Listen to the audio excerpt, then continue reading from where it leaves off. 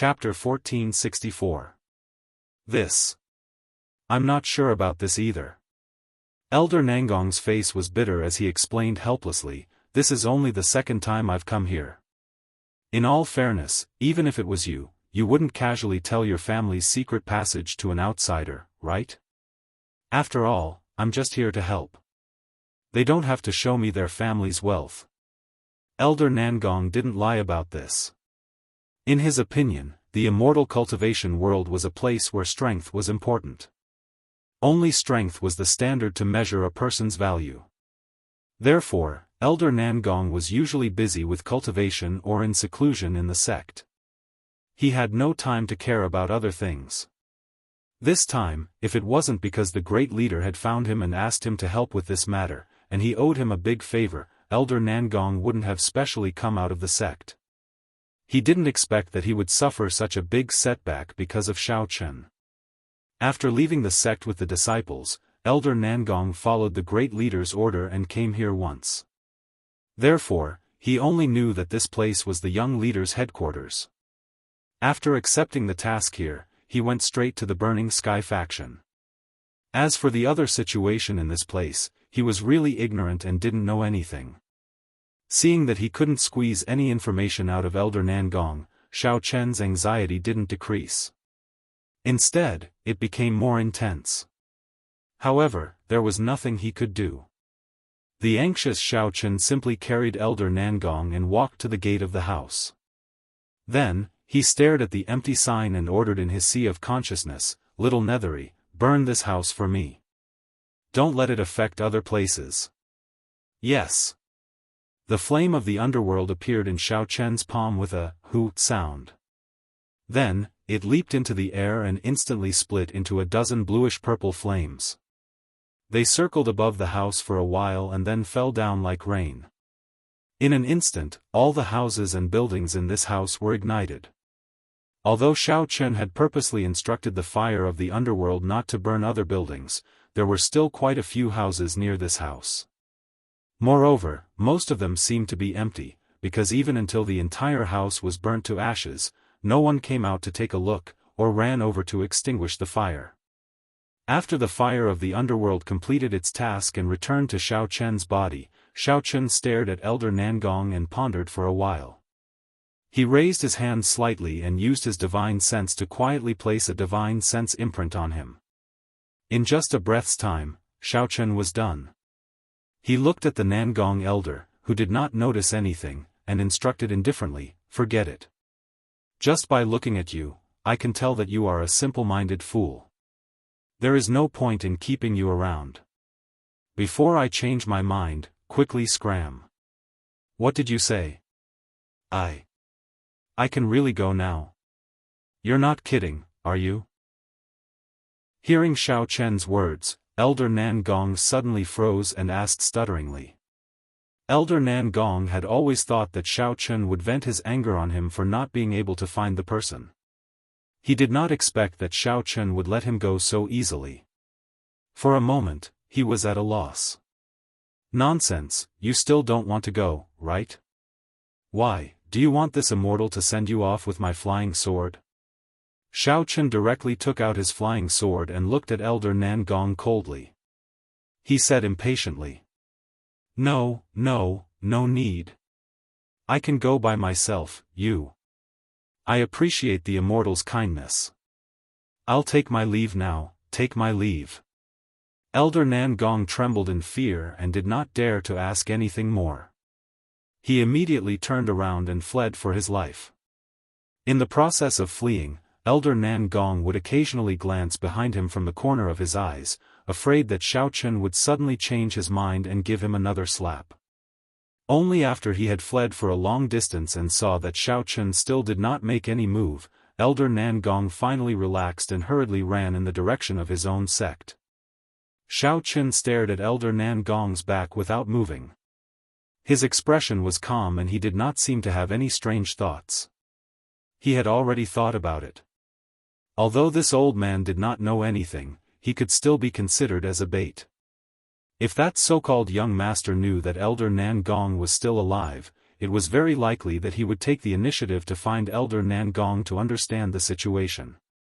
If he could use Elder Nangong to catch this big fish, it would be much more convenient than blindly searching for the other party.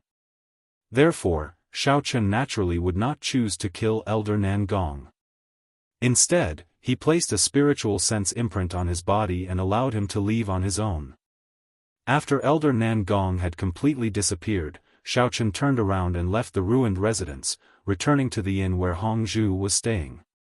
After entering the inn, Xiaofan did not immediately go to his room to meet up with Hongzhu. Instead, he stood at the counter and called for a waiter. "Good day, sir. What can I do for you?" The waiter immediately ran over and asked with a face full of smiles. Xiaofan casually took out a few spirit crystals that he had brought from Burning Heaven faction and stuffed them into the waiter's hands. He then casually said in a seemingly unintentional manner, "It's nothing big, I just have a few questions that I would like to ask you." "Io, sir, you are too polite." The waiter's eyes immediately lit up when he saw the spirit crystals. He hastily received them and stuffed them into his bosom.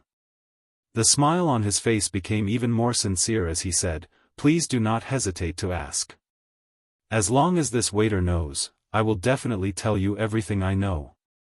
Xiaofan nodded slightly and asked, "I would like to ask, have any strangers appeared in your town recently?" "Strangers?"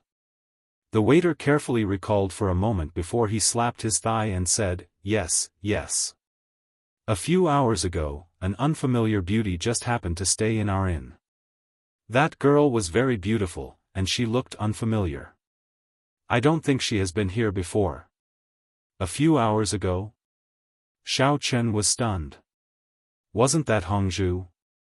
He could only wave his hand, not knowing whether to laugh or cry as he said, "That girl was with me. What I am asking is, have there been any strangers who have been here in the past 1 or 2 months?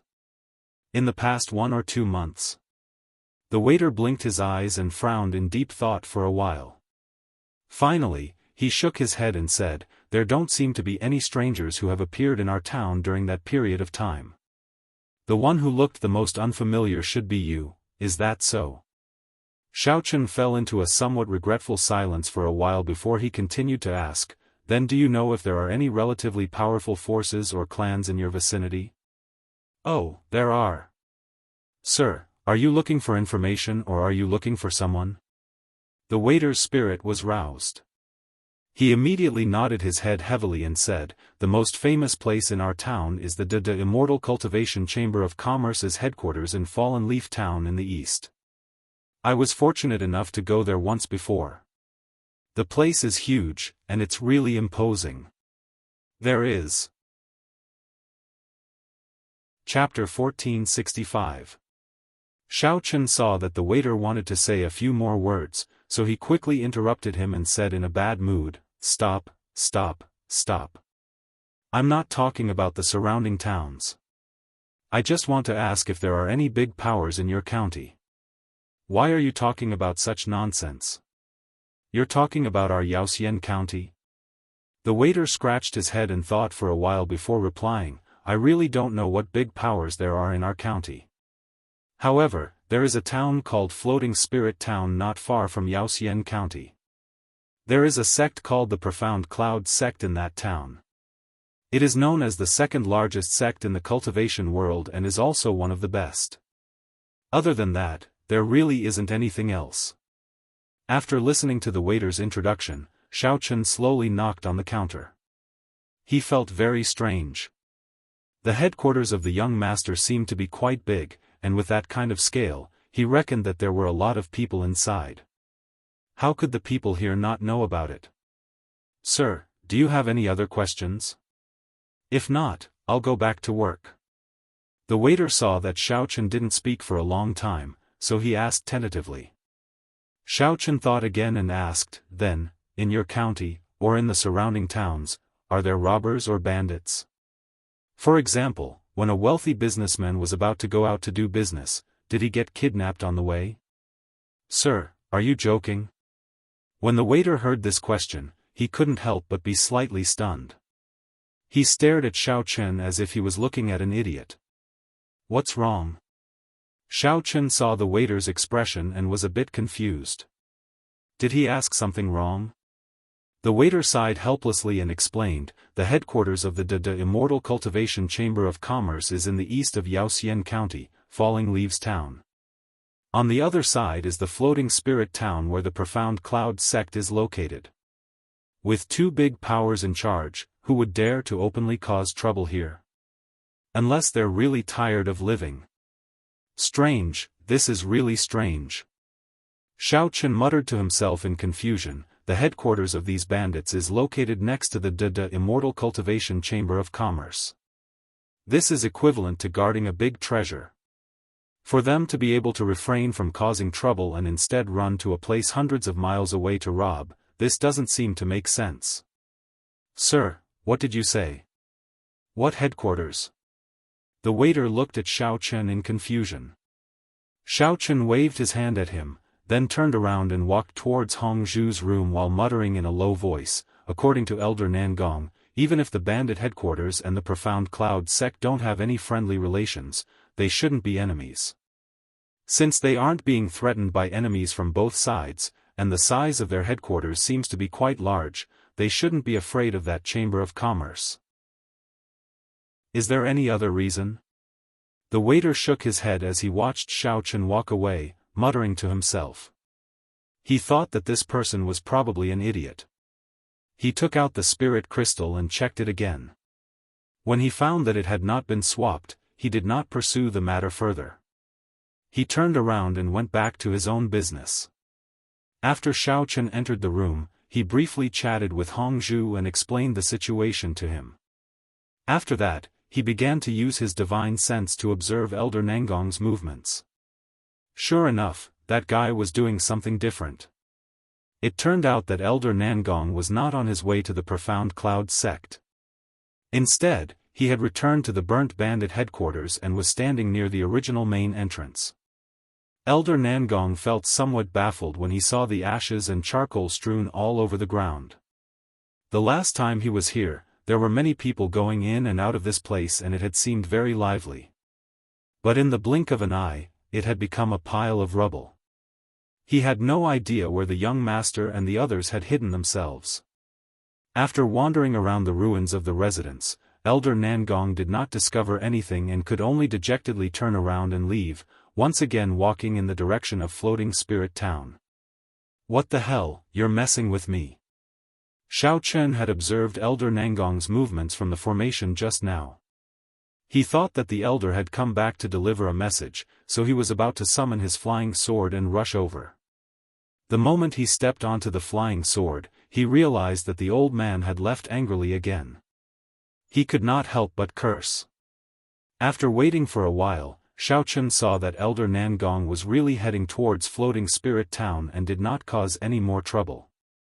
Feeling somewhat depressed, he could only helplessly withdraw his flying sword and stay in the room to chat with Hong Zhu, intending to wait for the bandits to take the initiative to contact Elder Nangong. In a town not far from the north of Yaoxian County, two young girls with outstanding looks were strolling side by side on the street aimlessly. One of the girls had handsome facial features and exuded a spiritual aura. Although she was wearing the clothes of a Taoist nun, she did not appear old-fashioned. Instead, she had a valiant and heroic air about her, looking like a fairy who had descended to the mortal world. As for the other girl, although she was also quite beautiful, her face was extremely pale, without the slightest trace of blood. Her eyes also appeared somewhat hollow, and the weather was clearly clear, but she was holding a strangely shaped umbrella. If someone were to pay attention, they would discover that her walking posture was also quite awkward and stiff. Fortunately, her long white dress concealed her strange posture, so it was not obvious. Gu-gu-gu, as the two were strolling, a strange sound suddenly came from the stomach of the fairy-like girl. Immediately after, her pretty face blushed and she pretended to look around as if nothing had happened. Only when she discovered that no one seemed to be looking in their direction did she relax. The umbrella-holding girl was slightly taken aback when she heard this sound. She took out a few apples and pears from her bosom and softly said in a cold but pleasant voice, "Big Sister Xian, are you hungry? I still have some fruits that I gathered from the mountains, why don't you eat them first? I'm afraid that we won't be able to find a place to work and earn money so quickly. Don't worry, I'll just eat an apple. You can keep the rest for yourself." Xian embarrassedly smiled and reached out for an apple.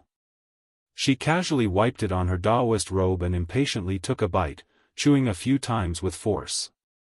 The umbrella-holding girl did not insist. Seeing that Xian only took an apple, she took the other fruits back. Seeing this scene, Xian turned her head in surprise and asked, "Xiao Yu, why aren't you eating? There's nothing else on that mountain, but there's a lot of fruits. It's probably enough for us to eat for a few years. You don't have to be so frugal, there's no need for that." That. Big Sister Xian, I'm a yin cultivator. To put it bluntly, I'm a living dead, so I don't need to eat to maintain my life. The umbrella-holding girl called Xiao Yu smiled helplessly and slowly walked forward with her head down. With a slightly bitter tone, she said, "Also, I've tried eating before, but no matter what I eat, I can't taste anything. I don't usually feel hungry either, so I'll leave the fruits for you." Chapter 1466. I'm sorry, I forgot about it. I'm really sorry. I didn't mean it. Xian rubbed her nose awkwardly and scolded herself for touching a sore spot. He was already upset that he had been turned into a yin cultivator for no reason. Why did she have to expose his shortcomings?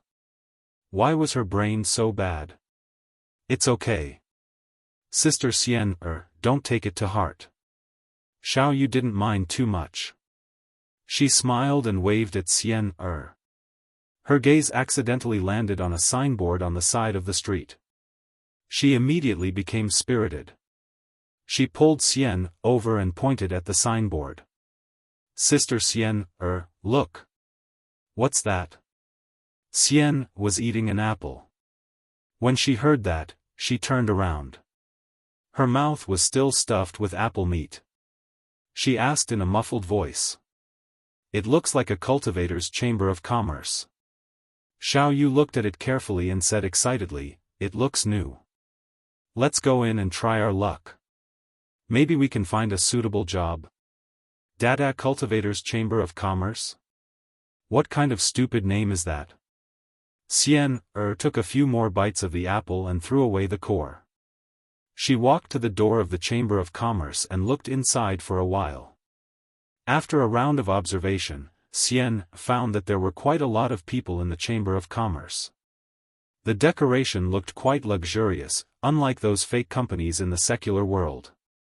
After thinking for a while, she nodded and said, "Okay.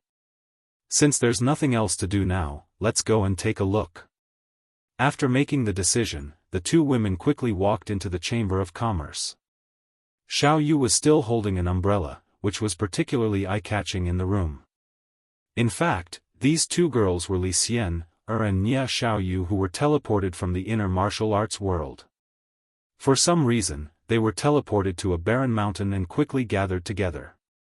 At first, the two women were a little puzzled. They didn't know what was going on.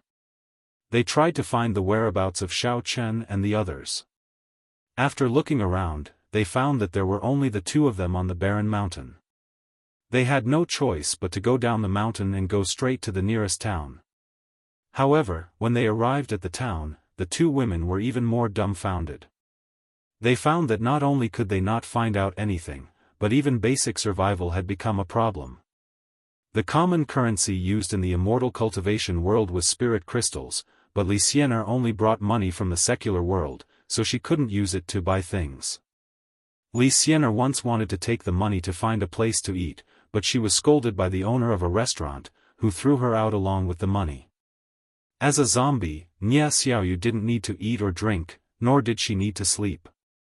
She didn't have any material needs, so she was even worse off than Li Xianer. She didn't have anything valuable on her except a weird umbrella. This umbrella could protect cultivators from being affected by the sunlight when they went out during the day. It was also the only thing Nie Xiaoyu had brought from the inner martial arts world to the cultivation world. Fortunately, there were many wild fruit trees on the barren mountain where they came from. During the first few days in the immortal cultivation world, Li Xianer basically relied on fruits to fill her stomach. Occasionally, she would get some game to improve her diet. Nie Xiaoyu didn't need to eat or drink to replenish her energy, so she just accompanied Li Xianer silently and put some fruits on her body. As for the place to live, after the first night on the barren mountain, they finally found an abandoned warehouse. After observing for a while, they found that no one came, so they simply lived in it.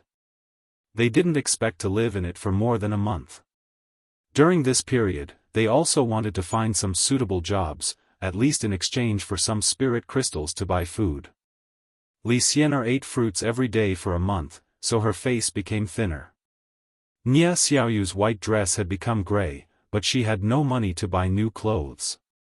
She could only wash and dry the clothes every night and put them on the next day.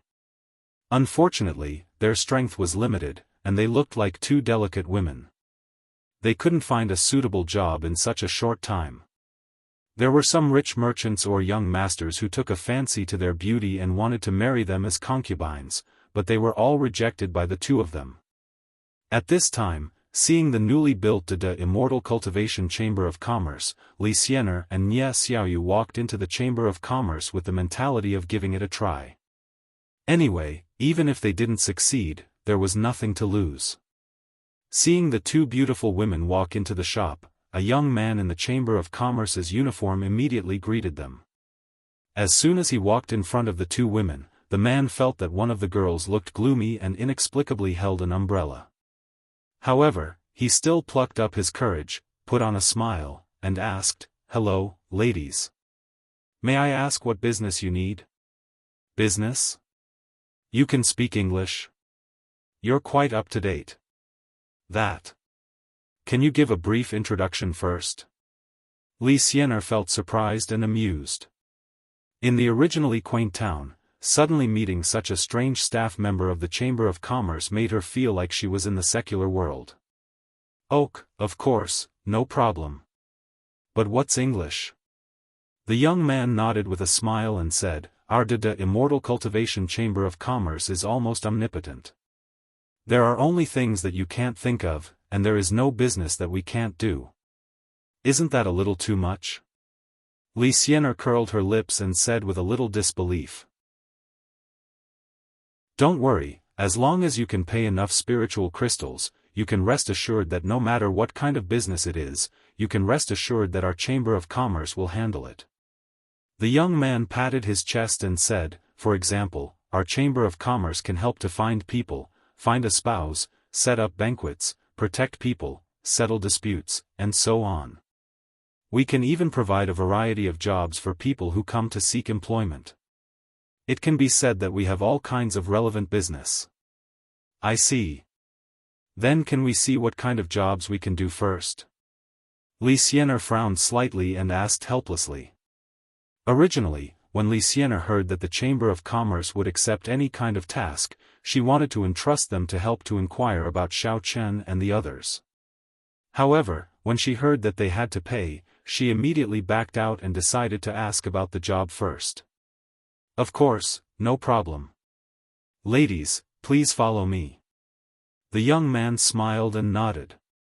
Then, he made a gesture of invitation and led the way to the counter inside. Li Xianer and Nie Xiaoyu looked at each other. Although they were still a little uneasy, they obediently followed behind the young man. After walking to the side of the counter, Li Xianer and Nie Xiaoyu saw that the man greeted another middle-aged man behind the counter. Then, he pointed at them and whispered a few words to them. Chapter 1467. Li Xianer was just about to walk closer to listen to what they were talking about when she saw the young man walking back with two forms with a smile. After handing the forms to Li Xianer and Nie Xiaoyu respectively, the young man said with a smile, "Take it. Fill in this registration form first." It's best to write as detailed as possible so that we can contact you at any time. Nie Xiaoyu held the umbrella in one hand and the form in the other. She lowered her head and looked at the contents of the form silently. That's it? That's it? Li Xianer pinched the corner of the form and looked at the young man suspiciously. What do you mean? What else do you want to do? The young man asked with a strange expression. Li Xianer asked warily, You're not going to charge us a fee, are you? After we fill in the form, you're going to ask us to pay a middleman's fee, or give us a set of inferior clothes to pay a uniform deposit? How is that possible? Miss, don't joke around. The young man looked at Li Xianer speechlessly, shook his head, and said, Our de Cultivation Chamber of Commerce's reputation is well known in the cultivation world. We never charge any fees from workers. We're an official direct store, not a deceptive company. If you don't believe me, you can ask around. You're so full of yourself. Li Xianer muttered to herself. She waved her hand and said, Well, that's all. You can go. The young man quietly rolled his eyes and turned to leave. Suddenly, he heard another cold voice, Wait, you can't go yet. What now? The young man turned around angrily, thinking that these two girls weren't here to make trouble, were they? After turning around, the man discovered that it was another girl with a deathly pale complexion who was speaking this time. She was also staring at him with her empty eyes, appearing to be extremely cautious and flustered. Nie Xiaoyu waved the form in her hand and said coldly, You haven't given us a pen to fill in the form. The young man couldn't help but shiver. Only then did he remember that he was talking to Li Xianer just now. As a result, he forgot about this matter. The pen was still in his hand. Taking out 2 pens and handing them to Li Xianer and Nie Xiaoyu, the young man quickly instructed, After you're done filling out the form, just hand it to the uncle at the counter. He'll help you with the other procedures. If there's nothing else, I'll be leaving first. After saying that, the young man did not wait for the two to answer. He turned around and walked quickly to the door to receive other guests. In his opinion, although these 2 girls were quite beautiful, they looked strange. It was better for him to stay away from them. Li Xianer and Nie Xiaoyu naturally didn't know what the young man was complaining about. They carefully read the registration form and then found a few strangers who didn't look like staff members to ask about the situation of the Immortal Cultivation Chamber of Commerce. After a round of asking, the 2 women actually received one-sided praise. Only then did they believe that this place was really not a scam. They registered their identity information, cultivation level, residential address, and so on the form one by one. Then, they returned the form to the middle-aged man at the counter. A Qi refinement stage cultivator and a devil cultivator cultivator. This level is too low. The middle-aged man took the form and shook his head with a frown. Although he didn't know what cultivator was, he knew that devil cultivators weren't strong. This, uncle, we really need a job. Can you help us find a suitable job? Li Xianer leaned on the counter, put her palms together, and begged sincerely. The middle-aged man thought for a while and waved his hand helplessly. There really isn't a suitable job for you at the moment. Leave this information form. If there's a suitable job for you, our people will go to your door and contact you. How about it? Then. All right then. If there's a job, please choose us first. Although Li Xianer was a little unwilling, she could only nod gloomily. She left the Chamber of Commerce with Nie Xiaoyu and walked to the abandoned warehouse where she lived. After walking for a long time, Li Xianer couldn't see the door of the Chamber of Commerce anymore. Seeing that no one came out to ask them to pay any fees, Li Xianer secretly heaved a sigh of relief. It seemed that this Chamber of Commerce wasn't a scam. Although the name sounded a little strange, as long as it was legal, it didn't matter. She only hoped that this strange Chamber of Commerce could really help them find a job. When the 2 women returned to the abandoned warehouse, it was already very late. Thinking of the words of the middle-aged man, Li Xianer felt a little annoyed. She simply sat on the ground and closed her eyes to cultivate. Li Xianer felt that if she could successfully break through to the foundation establishment stage, it might be easier for her to find a job. Now that she was stuck in the qi refinement stage, it was really too depressing. Sister Xianer, actually you're already very powerful. It's all because my strength is too low that I'm a burden to you. Now I can't even find a job. Sigh. Nia Xiaoyu sighed softly and said with a lonely face.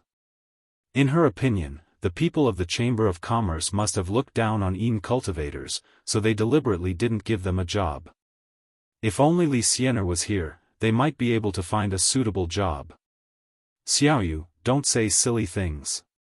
How can you be blamed for this? Li Xianer opened her eyes and gently patted Nia Xiaoyu's hand. She said softly, actually, I thought that the qi refinement stage was very powerful, but after entering the world of cultivation, I found that there are high-level cultivators everywhere. Since the two of us are together, there's no need to differentiate between you and me. Sister Xianer, Nia Xiaoyu was very touched by Li Xianer's words. Just when she was about to say something, she suddenly heard a rumbling sound from Li Xianer's stomach. Li Xianer's pretty face blushed. Only then did she remember that she had only eaten an apple today, so now her stomach was disappointingly protesting. Are you hungry? I still have some fruits here. Nia Xiaoyu took out the fruits from her arms and placed them in front of Li Xianer. After thinking for a while, she said, Sister Xianer, I'd better go to the mountain again and get you some delicious game. You can't eat fruits every day. You have to ensure that you have a balanced nutrition. Although Nia Xiaoyu had the protection of the umbrella during the day, she still liked to move around at night. Now that it was already night, she gradually became more energetic. Chapter 1468. There's no need. I'll just make do with some fruits. Before Li Xianer could finish her sentence, Nia Xiaoyu had already flown out of the window with her movement technique. Seeing this, Li Xianer had no choice but to give up. She smiled helplessly, closed her eyes, and continued to cultivate, waiting for Nia Xiaoyu to bring back some game. After cultivating for a short while, Li Xianer vaguely heard a noise coming from outside. She frowned slightly, opened her eyes, and listened carefully. It seemed that someone was fighting not far away. There were whistling sounds of fists and kicks, and there were also women's shouts. The woman's voice sounded a little familiar. Why did it sound like Nia Xiaoyu's? Li Xianer was shocked. She immediately stood up and released her divine sense toward the source of the sound, preparing to investigate the situation. After a search, Li Xianer found that Nia Xiaoyu had been surrounded by several men in black in the forest not far from the abandoned warehouse. Nia Xiaoyu tried her best to break out of the encirclement, but the men in black did not let her break out of the encirclement. They did not attack her either. It seemed that they were just constantly exhausting her yin qi, and had no intention of hurting her. At this time, Nia Xiaoyu looked a little panicked. Her pale face now looked even more terrifying, and her movements became a little slow.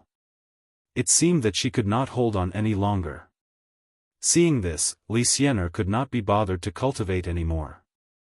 She immediately rushed out of the warehouse and rushed in that direction.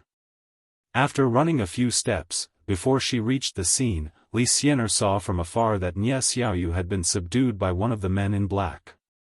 She saw that the man in black grabbed Nia Xiaoyu, then made a gesture to the others, and directly fled to the west. The rest of the men in black also quickly followed. The group of people shuttled through the forest very skillfully, and soon lost track of them. Li Xianer was very anxious. She tried her best to chase in the direction they left.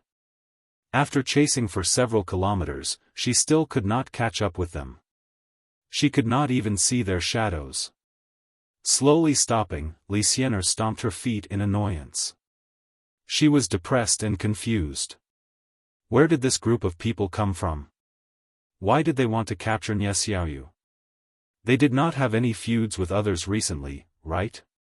Logically speaking, according to the level of the men in black, it would be a piece of cake for them to capture another person. However, they did not have any intention of turning back to capture her. What was going on? Li Xian'er returned to the abandoned warehouse in puzzlement. She couldn't figure out the reason behind it no matter how hard she tried. She didn't dare to practice on her own anymore. She first blocked the broken warehouse door with something and sat in the corner. She spent the whole night vigilantly observing her surroundings, afraid that the men in black would return and take her away. Li Xian'er spent the night in fear, but nothing happened. Early the next morning, she ran to the small town with two swollen panda eyes. She wanted to see if there was a police station in the secular world or a government office where she could find people. Li Xian'er to find people several times in the town.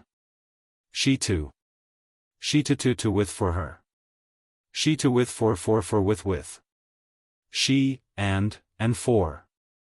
And, for with to, with, for. Li, for, she. She to, li, for with to, for. And.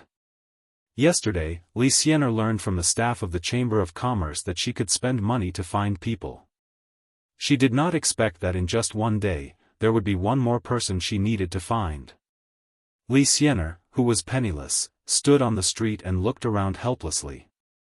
She sighed heavily and went back to her residence unhappily. She ate some of the fruits she had left last night to fill her stomach. Then, she sat on the ground in a daze, thinking about what to do next. Knock, knock, knock. While Li Xian'er was frowning and worrying, a knocking sound came from outside the door. Before Li Xian'er could respond, the sound came again. Excuse me, Li Xian'er, are you there? I am an employee of the Immortal Cultivation Chamber of Commerce. We have a suitable job recently, and I want to ask if you want to take it. Hearing that it was an employee of the Chamber of Commerce, Li Xian'er, who was nervous, was relieved. Just now, she thought it was those men in black who had come back to catch her. Opening the door, Li Xian'er saw a man in the uniform of the Chamber of Commerce standing in front of the abandoned warehouse. He was looking around in surprise, as if he thought he was in the wrong place. Huh? Why are you here? Li Xian'er took a closer look and found that the person was the young man who received her at the entrance of the Chamber of Commerce yesterday. I am responsible for running errands and entertaining people in the Chamber of Commerce, so contacting the employees is also my job. Seeing that Li Xian'er really walked out of the dilapidated warehouse, the young man's spirit was lifted. He immediately took out the contract, handed it to her, and said with a smile, "Look at the contents of the contract. If there is no problem, sign now, and you can start working immediately." Li Xian'er took the contract and read it carefully. She felt that it was reasonable. Just as she was about to agree, she hesitated and asked, "There is no problem with the contract, but my companion who was with me yesterday was taken away at night, so now I am the only one who can go to work. That. I want to ask, can you help me find her?" "No problem, finding people is also one of the businesses of our Chamber of Commerce." The young man nodded and answered fluently, "There are several levels of searching for people. If you send ordinary experts to search, each person needs to pay 10 spirit crystals a day. If you ask for more powerful experts, then the search speed and range will be expanded, and the cost of spirit crystals will increase exponentially. This. An employee is missing, and it also needs money to find her?" Li Xian'er muttered to herself. After thinking for a while, she waved her hand and sighed softly, "Forget it. If I had so many spirit crystals, would I have to go to work for your Chamber of Commerce? Let's talk about finding people later, I'd better go to work first." When Li Xian'er asked this question, she actually still had a glimmer of hope that Nie Xiaoyu had registered with the Chamber of Commerce, so the Chamber of Commerce could help find her whereabouts. She didn't expect that she would still need to pay spirit crystals like usual to find people, so she had no choice but to give up the idea. Then come with me to the Chamber of Commerce now. You can go to work directly after completing the procedures. The young man didn't care about Li Xianer's previous mutterings. He shrugged and led her to the Chamber of Commerce. Chapter 1469. Li Xianer followed behind the young man in a daze. Originally, she only needed to find out the whereabouts of Xiao Chen and the others. Unexpectedly, when it rains, it pours. Now, even Nie Xiaoyu was captured. At this point, she could only choose to live under someone else's roof for the time being and work hard for a while. After earning enough spirit crystals, she would think of a way to find Nie Xiaoyu.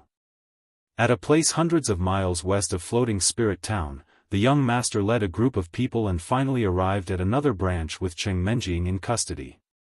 After putting down the luggage, the young master had just finished packing his things and returned to his residence.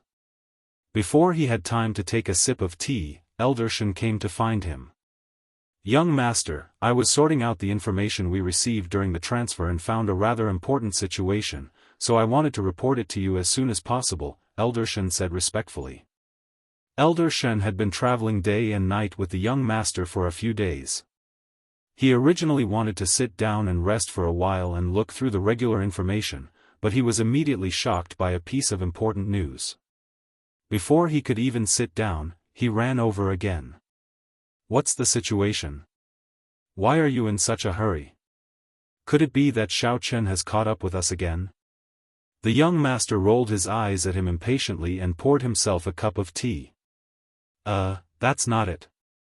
Elder Shen scratched his head awkwardly and explained, "A subordinate here reported that a while ago, the second master sent people to capture a little girl who is a ghost cultivator. She is still locked up in a cell and hasn't had time to be tested.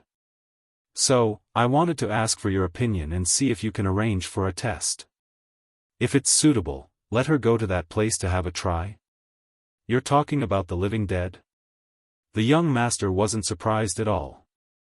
He said indifferently, "I just happened to meet the second master on my way back to my room. He's sending someone to pick her up and prepare to bring her to the laboratory for a comprehensive test. You don't have to worry about this." Okay, then I won't disturb you anymore. Young master, please have a good rest." Elder Shen wanted to take credit, but he didn't expect that the young master already knew about this. He could only smile awkwardly and was about to leave. "Wait." The young master suddenly thought of something and asked Elder Shen, "Have you settled down Cheng Menjing? Remember to never untie the rope on her." "Don't worry, young master. I know what to do." Elder Shen immediately put on a naughty smile and said proudly, "I've already asked my men to lock Cheng Menjing and that Yin girl together. Anyway, netherworld cultivators are all zombies, and they have always looked like ghosts. Before they are taken away, I can scare that little girl Cheng Menjing a little. At the same time, I can also take her spirit down a notch, so that she can be more tactful in the future." Looking at Elder Shen's proud and elated expression after his evil scheme succeeded, the young master reckoned that he must have suffered quite a bit from that little girl, which was why he came up with such a wicked idea. It would be good if he could teach her a lesson. "That's a good idea. Let's do that. Everyone has been busy moving for the past few days, so they must be a little tired. You should rest early too." The young master nodded and waved his hand casually, sending Elder Shen away. After Elder Shen left, the young master wanted to go back to his room to sleep. However, he remembered that he hadn't seen his father since he came back, so he could only sigh helplessly. He changed his clothes and went out again, heading towards the largest room in the courtyard. At the other end of the courtyard, Cheng Menjing was being led forward by a rope by a guard unwillingly. They were led to a simple room. At this moment, Cheng Menjing's heart was filled with anger. After a few days of tiring traveling, her clothes were almost completely covered in dust, and there were a few dead leaves stuck to her hair. Her entire body was soaked in sweat, feeling sticky and extremely uncomfortable. Right now, what Cheng Menjing hoped for the most was a place where she could take a good bath. In the end, after arriving at this courtyard, she was brought here and there, with a few guards changing. She even walked to such a strange place, so she was in a terrible mood. Fortunately, although the guards were not very polite to her, they didn't do anything out of line, so Cheng Menjing could still control herself. However, with her current dirty clothes and messy hair, no one would be interested in her. Go in, there's something good waiting for you inside. Outside the room, the guard opened the door and pushed Cheng Menjing from the back to the front. After pushing her through the door, he slammed the door shut and called his other companions to take turns to guard her. Shameless thief, you're courting death. If you have the ability, untie the ropes on me. If I don't beat you to death, my surname isn't Cheng. Cheng Menjing staggered from the push and almost fell. She turned her head and wanted to roll her eyes at the guard, but she found that the door had been closed. She angrily shouted at the door. Who's here? When Cheng Menjing was throwing a tantrum at the door, a faint female voice suddenly came from the corner of the room. Cheng Menjing was shocked. She didn't expect that there would be someone else in this room. She immediately turned her head back and felt that the entire room seemed to be filled with a cold air. It was as if there was a white ball hiding in the dark corner, and the voice came from there. She couldn't help but shiver. Cheng Menjing gathered her courage and took a deep breath. She walked a few steps in that direction and took a closer look. Only then did she realize that the white ball seemed to be a woman. Moreover, it was a woman with disheveled hair. After a few more glances, Cheng Menjing realized that the woman's face was completely covered by her hair. She couldn't see her face at all. After hesitating for a long time, she still gathered her courage and asked carefully, "Hey, you. Who are you? Are you a human or a ghost? Why do you look so gloomy?" This voice seems a little familiar. The woman in white suddenly muttered softly. She then slowly raised her head and stared at the young girl standing in front of her. After staring for a while, the woman in white realized that although the young girl's face was covered in dust, the outline of her facial features was very similar to someone she knew. She tentatively asked in a low voice, Are you Miss Cheng Menjing?" Cheng Menjing was slightly startled and said with some confusion, I am. Who are you? How do you know me? I'm Nie Xiaoyu. Do you still remember me? The woman in white forced a smile and introduced herself softly. Chapter 1470. Nie Xiaoyu? Cheng Menjing frowned and thought for a moment.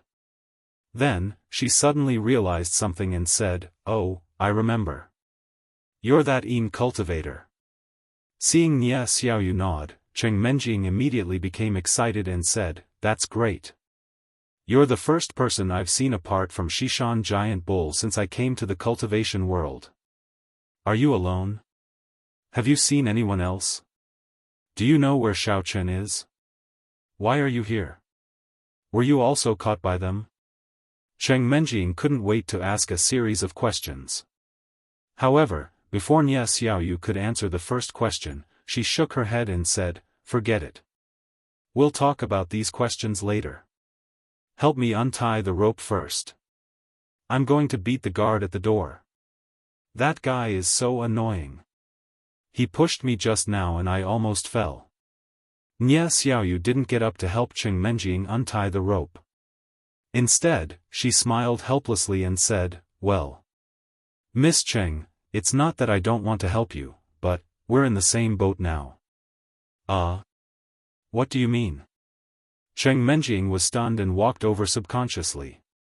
When she walked up to Nie Xiaoyu and took a closer look, she found that Nie Xiaoyu had also been tied up by the rope with the same strange symbol. She was immediately dumbfounded. Nie Xiaoyu sighed bitterly and said faintly, "And, even if our hands aren't tied up, there's no way to untie this kind of rope, because this rope is actually a kind of magic artifact.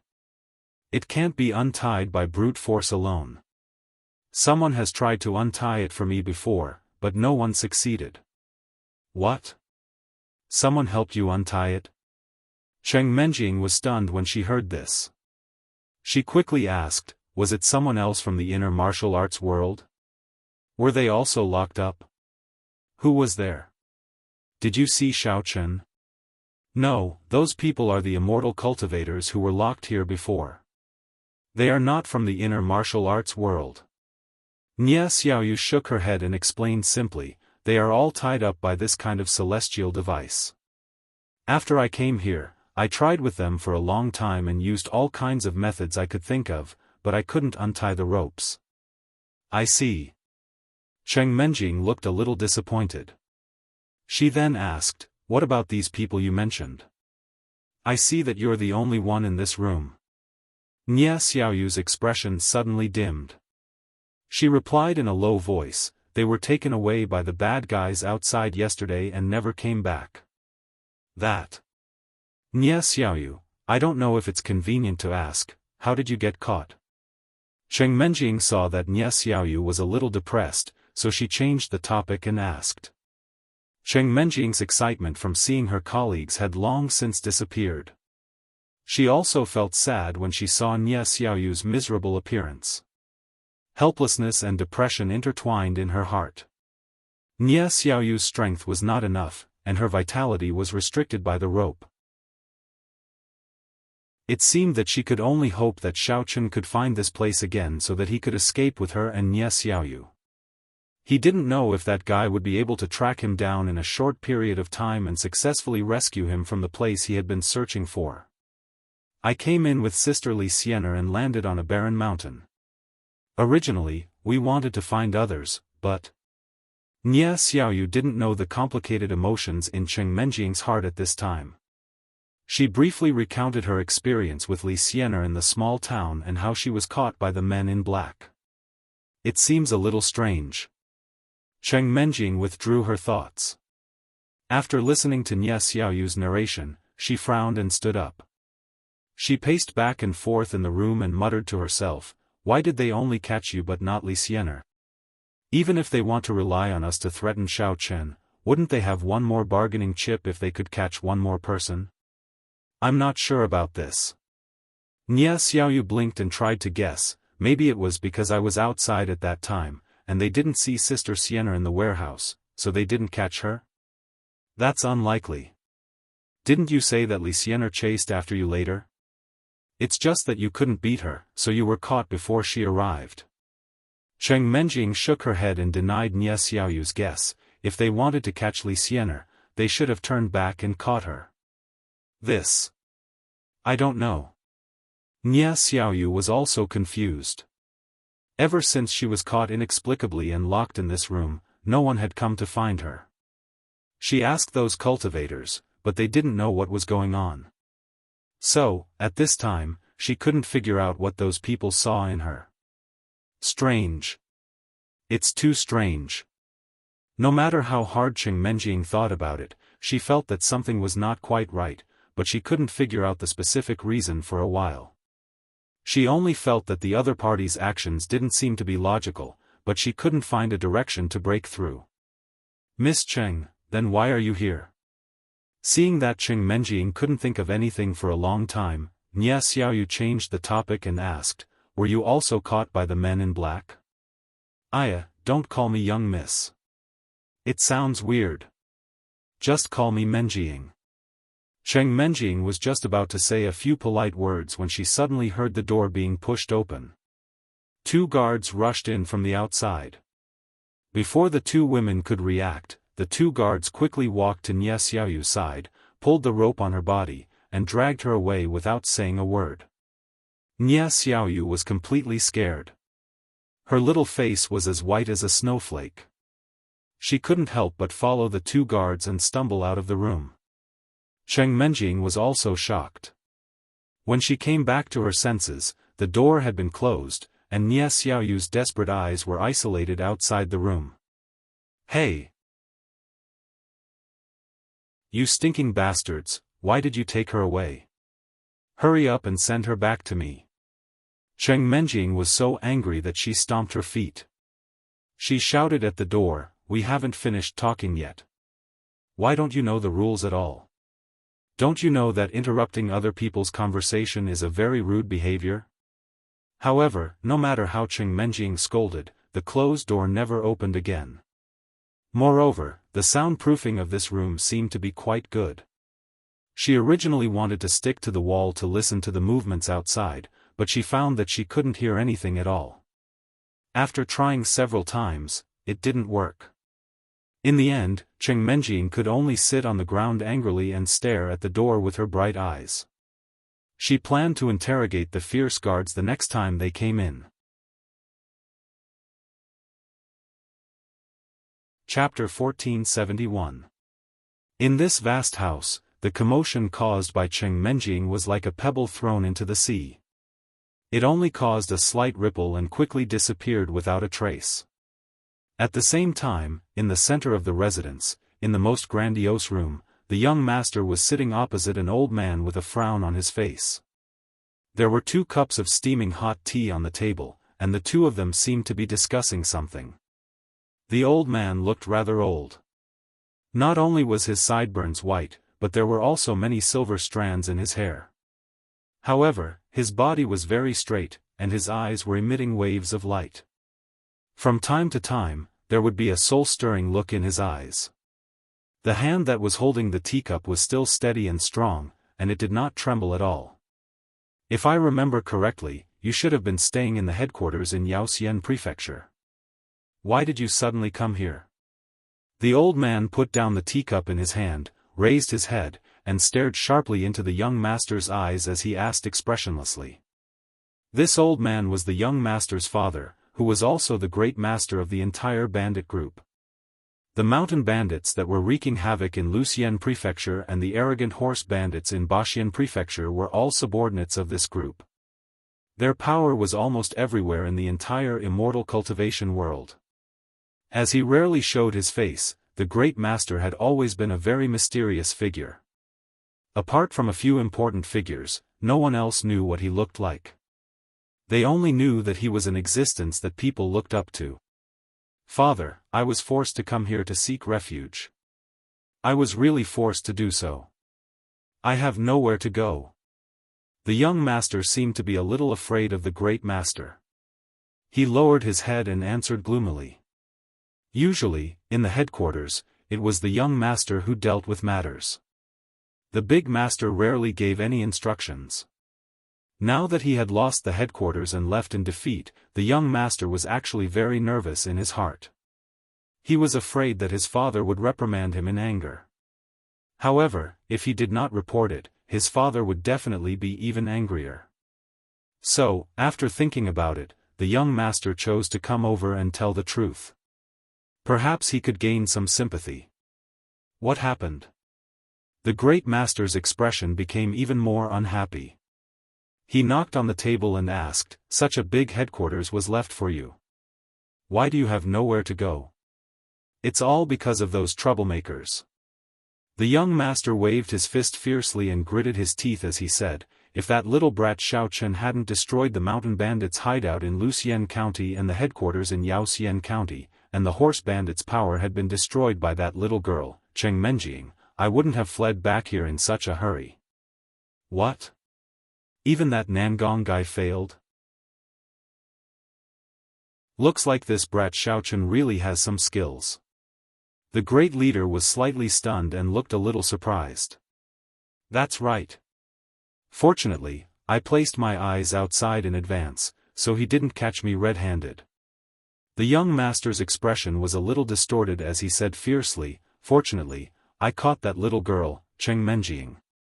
When I have some free time later, I will definitely torture her and take revenge on her." The great leader was slightly surprised, but his expression quickly turned cold. When he heard the young master's words, he reprimanded him in a deep voice, "Don't think about such nonsense. We have too many things to do. How can we have so much time to play around with a little girl? Yes, I know my mistake. Please forgive me, father." The young master quivered and immediately lowered his head to admit his mistake. His back was drenched in cold sweat. The great leader nodded slightly and didn't reprimand him anymore. Instead, he asked indifferently, "Have you dealt with the horse bandits' headquarters? Although this is only a large branch, you should know that all the important research is carried out in this place. If Xiaofan finds traces of this place, the consequences will be unimaginable. You can rest assured about this. I have already asked people to destroy all the relevant information.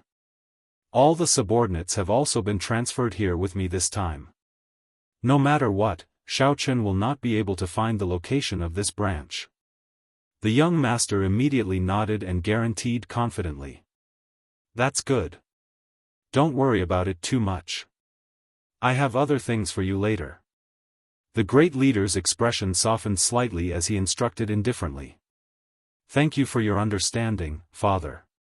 I will remember your teachings." The young master bowed respectfully. He hesitated for a moment and asked again, "That. Father, may I ask if we should send more masters to get rid of Xiaofan?" "Xiaofan, this brat." The great leader's vigorous and powerful fingers knocked on the table a few times. He murmured with a somewhat dignified expression, "As far as I know, Elder Nangong is already at the peak of the mysterious ascension stage. I didn't expect that even he, yes. I don't know what kind of luck Xiaofan has. His cultivation actually improved so fast." The young master continued the conversation and sighed sincerely, "I guess we can only send mountain opening stage masters over this time. By the way, we should also clean up the Burning Sky faction. Those bandits took away all the storage in our mountain bandits' hiding place. We can take them back to make up for our recent losses." From the young master's point of view, now that the horse bandits and mountain bandits could no longer be dispatched, their income would definitely decrease a lot. Therefore, they had to take back all the resources from before. He had completely forgotten that those spirit crystals and heavenly treasures were also snatched from others. However, to the young master's surprise, the great leader did not immediately agree to his suggestion. Instead, he rubbed his temples and pondered for a while. Then, he slowly shook his head and said, "What you said. I'm afraid it won't work for the time being." The young master was stunned. Before he could ask, the great leader explained, "It's not that easy to invite mountain opening stage masters. There are only a few of them in the entire immortal cultivation world. If we want to invite them, we will definitely have to pay a huge price. Moreover, our main focus is on collecting spirit crystals now. It's impossible to spend a lot of effort to deal with Xiaofan's group. But, if we keep Xiaofan alive, it will definitely be a big problem. He is already a mountain opening stage master now. If we don't get rid of him as soon as possible, I reckon there will be endless troubles in the future." The young master said with a face full of worry. The young master's heart was filled with hatred towards Xiaofan. He couldn't wait to get rid of this fellow immediately. Even in his dreams, he wished that he could kill him. However, he had no way to deal with it now. Although the young master's organization was very large in scale and usually had sufficient connections and resources, what the organization lacked the most was a powerful immortal cultivator expert. Chapter 1472. Usually, if there was anything that required the help of high-level cultivators, their organization could only rely on their accumulated relationships and ask the experts of various sects to help them. They even had to pay a huge amount of spiritual crystals. Therefore, if they encountered a person like Xiaofan who was not weak and was a thorn in their side, they would also have a headache. If they could, they would recruit those who could and try their best to avoid conflict. Get rid of him, we definitely have to get rid of him. I also want to get rid of him, but not now. The great master could naturally understand the resentment in the young master's heart, but he still warned him sternly. Seeing that the young master still could not accept it, the great master sighed and added, "You don't have to be too anxious. As long as we get that material and accomplish that big thing, we will have a very powerful voice in the immortal cultivation world. When that time comes, it won't be us asking the experts of other sects to come out and help us. Instead, it will be the sects who will rush to please us and beg us to do things for them. Father, I think you better reconsider. The young master wanted to continue arguing, but before he could finish his sentence, the door to the room was suddenly pushed open. Both of them turned to look, only to see an old man in his 60s with a face as red as dates and eyes as large as copper bells walking in. He bowed to the first master and reporting to the first master, "I've found a suitable cultivator candidate. I've just checked her thoroughly, and there's nothing wrong with her indicators. She's just right to go to that place to carry out the mission." "Very good. It was the right decision to leave this matter to you. There are results so quickly." The great master's expression softened a little when he heard this, and he nodded in satisfaction. This old man in his 60s was the second master of this organization. He was usually in charge of trivial chores and daily communication with various sections. Occasionally, he would also help the great master with some important tasks. "Thank you for your praise, great master, that." The second master first accepted the praise with a smile, then his expression changed and he stammered a little awkwardly. "What's wrong? Did you encounter some problems?" The great leader glanced at the second leader, waved his hand and said, "If you have any questions, feel free to speak. Right now, the most important thing for our organization is to focus on obtaining that material. Everything else can be put aside for now. It's like this. Although this cultivator meets the requirements in all aspects, her cultivation level is very low. She hasn't even started cultivating. She hasn't even entered the qi refinement stage yet. If we just go there rashly." The second leader shook his head. He didn't finish his sentence, but his meaning was already very clear. The great master pondered for a while, then said with a frown, "Theoretically speaking, the poisonous gas in that place should be ineffective against cultivators. Wasn't that the reason we were looking for cultivators back then?" "That's not what I meant."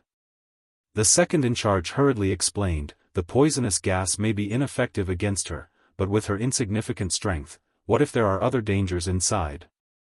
Moreover, if you were to encounter other competitors, you might be beaten to the ground in a single move." "Other competitors?" "Sure enough, there are still others who want that material." The great leader raised his eyebrows, stared at the second leader, and asked, "Have you found out who the other party is?" Hearing that someone else was also going to take action, the great leader's expression was not surprised at all.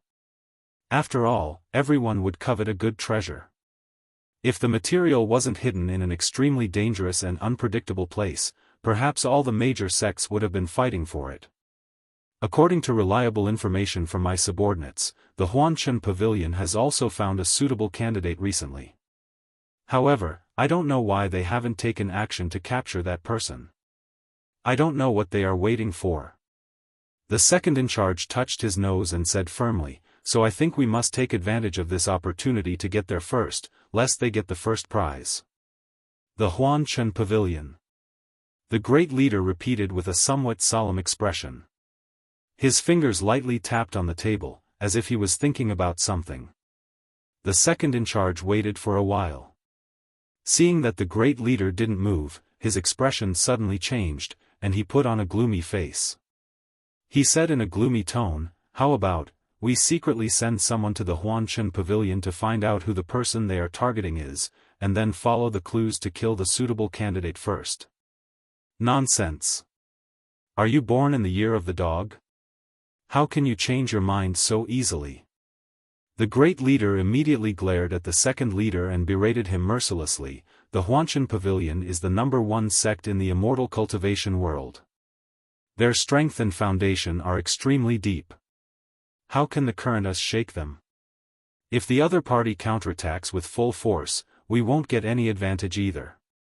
Maybe both sides will have to fight to the death. At that time, won't we be a joke to other sects for nothing?"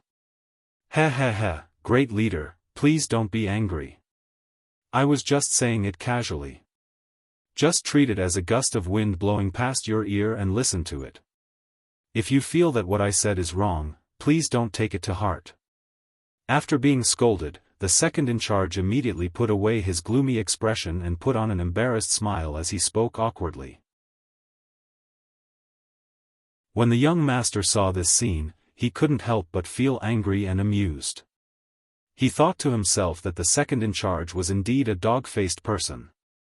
He changed his expression faster than flipping a book. It was a waste for him to grow so old and be so shameless. It would be a pity if he didn't become an actor. The first leader was a little speechless as he unhappily glanced at the second leader. After pondering for a while, he finally opened his mouth and said, "How about this? Make a trip to the medicine room later and take out all of our precious pills that can raise one's cultivation level. Properly raise that cultivator's strength. Take out all of them for her to use." The second in charge was stunned. He suspected that there was something wrong with his ears and confirmed again. "Yes, as long as it's a high-grade pill that can raise cultivation, give it to her. Remember, you must raise her cultivation level as soon as possible, no matter the cost. Let her have enough strength to go to that place, and let her live safely in there." The boss nodded his head and instructed in an extremely serious manner. It was clear that this matter was extremely important to him. Okay, then I will do it immediately. Wait for my good news." The second in charge cupped his hands and accepted the order. He excused himself to the young master and immediately turned to leave. On the left side of the house, in a large messy room, Nie Xiaoyu was sitting on a chair anxiously. The chair was cushioned comfortably, but Nie Xiaoyu wasn't in the mood to enjoy it at all. At this moment, her mind was blank. She didn't know what kind of fate she would face. Chapter 1473. Nie Xiaoyu couldn't figure out why these people suddenly kidnapped her. She had been tied up here for a few days and nights. Other than doing some inexplicable tests on her and asking some strange questions, they didn't talk to her anymore. Even if she tried to ask questions, no one answered her. Now all the guards had left the room, and she was the only one left in the room, or rather, she was the only dead person left. Just when Nie Xiaoyu was at a loss of what to do, the door suddenly opened, and second master walked into the room quickly. He quickly moved a chair from the side and sat in front of Nie Xiaoyu. After looking at her for a while, he said, "Your name is Nie Xiaoyu, right? Just now, through our inspection, we confirmed that you are a genuine cultivator. Although I have indeed heard of the existence of people like you. I don't know if you are still considered a human, but it is still quite rare in the immortal cultivation world. I am indeed a nether cultivator, but I have never harmed anyone. Why did you capture me?" Nie Xiaoyu was a little flustered. She bit her lower lip and asked cautiously. "Harm anyone? That's not the point. It doesn't matter even if you are a great bandit or a homicidal maniac. We captured you this time because you are of some use." Second master shook his legs and said lightly. Use? Nie Xiaoyu blinked her eyes in confusion and said uncertainly, "No one has ever said that I have value. Are you mistaken? I am not a master. I said you have value, so you have value." Second master waved his hand impatiently, stared at Nie Xiaoyu, and said straightforwardly, "You just said that you are not a master, but I can help you become one. In exchange, you have to promise us one thing. What do you think? Help me become a master?" Nie Xiaoyu was even more confused. She asked with a puzzled face, Didn't you just say that you have never seen a nether cultivator? How do you know how to improve the strength of a nether cultivator?" No, it's not to improve the strength of a nether cultivator." Second master raised a finger, shook it, and said slowly, "I can help you improve your internal strength to a higher level, so that you can look down upon many people in the cultivation world. Correspondingly, after the improvement, you have to do something for us." Internal strength?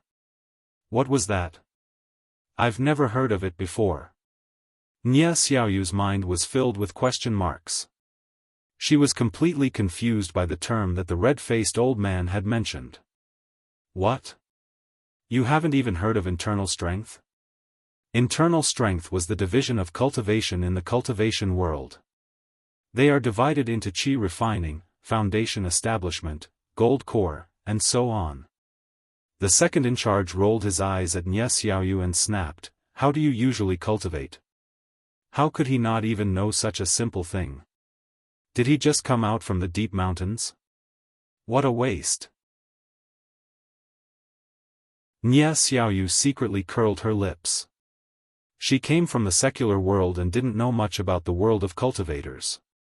Besides, she had been cultivating with old ghost Xiaofan all this time and basically didn't have access to high-level things. It was normal that she hadn't heard of them. Then, if I agree, what conditions do I have to agree to? Nie Xiaoyu collected her thoughts, looked at the second in charge, and asked coldly, "What are you going to do?" "You know, I'm just a zombie. To be precise, I'm a dead person, so it's impossible for me to do those things." Although Nie Xiaoyu's voice was always as cold as a pearl, there was a slight fluctuation in her tone at this time. Fortunately, she was already a zombie without any vital signs, so there was no blood flow in her body, and her face was always as pale as a piece of paper. Otherwise, the second in charge would see that Nie Xiaoyu's face was actually as red as a lantern. Because of what had happened during this period, Nie Xiaoyu subconsciously thought that she was going to be offered to a powerful man as a concubine, or sell her body in exchange for some benefits. What are those things? What do you mean? The second in charge was slightly stunned and didn't quite understand what Nie Xiaoyu was implying. No, nothing, I just want to know whether what I'm going to do will be dangerous. Nie Xiaoyu found that she seemed to have misunderstood the second in charge, so she shook her head quickly and asked in a different way. The second in charge didn't take it seriously. He nodded and said in a deep voice, "Of course there will be danger, but as long as you can successfully improve your internal strength to the nascent soul stage, and then carry out this task according to the way I told you, you should be able to keep your life and escape unscathed. If you can agree to this condition, I can even consider making an exception to let you join our Heaven and Earth Association." Heaven and Earth Association? Is that the name of your place? Nie Xiaoyu repeated it in puzzlement. Wasn't this Heaven and Earth Association the name of a sect in a novel in the secular world? Why did it appear in such a place? There was also that nascent soul stage. It sounded very powerful. Would he be able to break through to that stage? However, Nie Xiaoyu was still a little speechless at the second in charge's words. She was already a dead person, so why did he say, "Keep my life and escape unscathed"? It seemed that this guy in front of her didn't know what cultivation was at all. That's right. The second in charge didn't know what Nie Xiaoyu was complaining about. Instead, he straightened his back proudly and said proudly, "Our Heaven and Earth Association is very powerful. We have branches everywhere in the world of cultivation, and we have powerful resources. If you choose to join our Heaven and Earth Association, you won't regret your decision today. Haven't you heard of this saying? If you don't know the Heaven and Earth Association, it will be in vain even if you become a mountain splitter." I see. Nie Xiaoyu hesitated for a while, then gritted her teeth and nodded in agreement. Okay, I agree. Nie Xiaoyu's thinking was very simple. She felt that since she and Xianer came to the world of cultivation, they had run into a wall many times. Because the people here only cared about cultivators and didn't care about demonic cultivators, and because their strength was very low, they were always bullied and didn't dare to fight back. Now that she had this opportunity to improve her strength, she might be able to win more respect from others in the future. Nie Xiaoyu had even planned to start looking for Xianer, Xiao Chen, and the others after her cultivation level increased.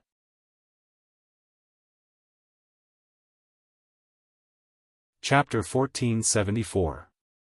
You're really straightforward. Well, come with me. Let's get some elixirs first. The second in charge gave Nie Xiaoyu a thumbs up, untied her, stood up, and walked out of the door. In the second-in-charge's view, since Nie Xiaoyu was already a member of Heaven and Earth Association, there was no need to tie her up. Besides, he had to supervise her cultivation at any time and any place in the future, so it was more reassuring to keep her by his side. After all, this matter was specially ordered by the leader, and no mistakes could be allowed. Wait a minute. Nie Xiaoyu suddenly thought of something and shouted hurriedly. What's wrong now? Are you going to go back on your word so soon? The second-in-charge turned his head and stared at her unhappily. No, I have an acquaintance who is also locked up in your cell. Can you release her as well? She is very smart, and maybe she can also cultivate with me and improve her strength. Nie Xiaoyu thought of Cheng Menjing, who was still locked up, so she wanted to ask if she could help her. An acquaintance? You mean the little girl who was just locked up today? The second-in-charge frowned and asked. Yes, her name is Cheng. Just as Nie Xiaoyu was about to introduce her, she was interrupted by the second-in-command. No, she doesn't meet the requirements of our mission. Besides, I didn't catch her, so I can't let her out yet. Then why was she captured? Nie Xiaoyu was slightly taken aback and asked tentatively. That's not what you need to worry about now. The second-in-charge's face darkened, and he refused to answer Nie Xiaoyu's question. Looking at her disappointed face, he thought for a while and said, but you don't have to worry. Our Heaven and Earth Association still has rules for prisoners. As long as that little girl doesn't do anything out of line, we won't do anything to her. That's good. Please make an exception for my friend, Senior, and arrange it more appropriately for him. Nie Xiaoyu was a little helpless, but she had no choice but to give up. Otherwise, if she persisted, she might lose her chance as well. She had to wait until she became stronger and had more power to speak before rescuing Miss Cheng Menjing. Nie Xiaoyu was a timid person, and she didn't dare to take the initiative to make requests. In addition, she had no experience in dealing with strangers, so she immediately gave in after being threatened by the second-in-charge. In fact, as long as she thought about it carefully or probed a little more, she would understand that the second head keeper actually valued her quite a lot. If she could take this opportunity to insist on some conditions that were not too harsh, the second head keeper would basically agree. Unfortunately, Nie Xiaoyu didn't realize this, so she missed this good opportunity to fight for benefits. Well, I see. I'll help you inform him. You don't need to call me Senior. Just call me second-in-charge. Seeing that Nie Xiaoyu was obedient, the second-in-charge nodded with satisfaction. He took the lead to leave the room and walked in the direction of the pharmacy. When they arrived at the pharmacy, the second-in-charge took the lead to walk in. At first glance, he saw that the pharmacy manager was sleeping soundly with his head buried in the counter. The second-in-charge immediately flew into a rage out of humiliation. Wasn't it obvious that he was humiliating himself? He simply lifted his leg and kicked the pharmacy manager to the ground. He shouted angrily, "Damn it, are you a pig? Are you here to look after the pharmacy or to sleep?" The pharmacy manager rolled on the ground after being kicked. Just when he was about to flare up, he heard the second master's roar. He immediately shivered in fear and stood up at the fastest speed in his life. He bowed his head and apologized, I'm sorry, second master. I've been busy for a whole day. I didn't pay attention, okay. I don't have time to listen to your explanation. Hurry up and take out all the top-grade elixirs in our pharmacy." The second-in-charge waved his hand and interrupted the manager's explanation. The pharmacy manager became spirited and hurriedly asked for instructions respectfully. "Okay, no problem. What kind of elixirs do you need? Or you can just tell me the name of the elixirs and I'll help you find them right away." Although the steward also saw a young girl standing behind the second head, dressed in white and looking ghostly, at this time, the second head was angry, so the steward didn't dare to ask anything. He didn't even dare to look at her again. How would I know the name of any elixirs? In any case, take out all the high-grade medicinal pills that can quickly improve your cultivation without any side effects. Oh, that's right. Also, take out some high-grade healing medicinal pills. Put them all on my account. The second leader knocked on the counter with a heroic look and ordered loudly. Take them all out? The manager was shocked. After hesitating for a long time, he said weakly, Second in charge, the elixirs stored in this warehouse are the trump cards of our Heaven and Earth Association. If we take them out, we can sell them for tens of millions of spirit crystals. If you only want a few kinds, I can still make the decision. But if you want to take them all at once, it's a bit difficult. I have to first ask for instructions from the great leader. Ask for instructions, my ass. Before the steward could finish his words, the second leader was furious. He swung his arm, raised his hand, and slapped the steward hard on the face. The slap made the steward spin on the spot. The great leader asked me to take these elixirs. The second in charge impatiently shouted. When he saw that the manager was still dizzy and didn't say anything, he glared at him and said, What? You still don't believe me, boy? Why don't you take me with you and we go find the great leader to confront him? No. No need, second in charge, you're too serious. How could I dare not believe you? The pharmacy manager was about to cry. In this short period of time, he had already been kicked and slapped. If he insisted on asking for instructions from the great leader, wouldn't he be beaten again? Then why don't you hurry up? I'm in a hurry here. I don't have time to waste with you. The second in charge roared again with full strength. Please wait for a moment, I'll go get the elixirs now. I'll be done right away. The manager responded with a sullen face. Then, he covered his red cheek with his left hand and took a big empty wooden box with his right hand. He walked to the shelf where the elixirs were placed and carefully identified the effects of the elixirs. Then, he put all the elixirs that the second in charge mentioned into the wooden box. Nia Xiaoyu, who was following behind the second in charge, was so surprised that she couldn't close her mouth. She secretly wondered how powerful this world was. Just these elixirs could be sold at such a high price? Don't tell me they're running a pharmacy.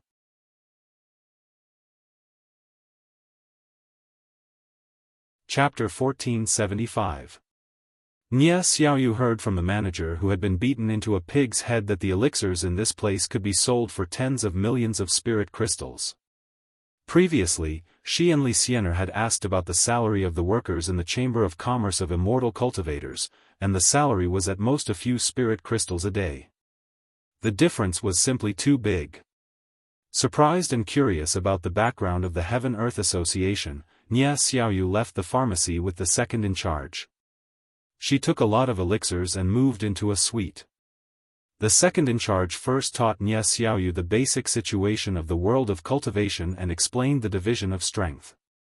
Then, he ordered her to cultivate in this room for the next few days and not to go out casually.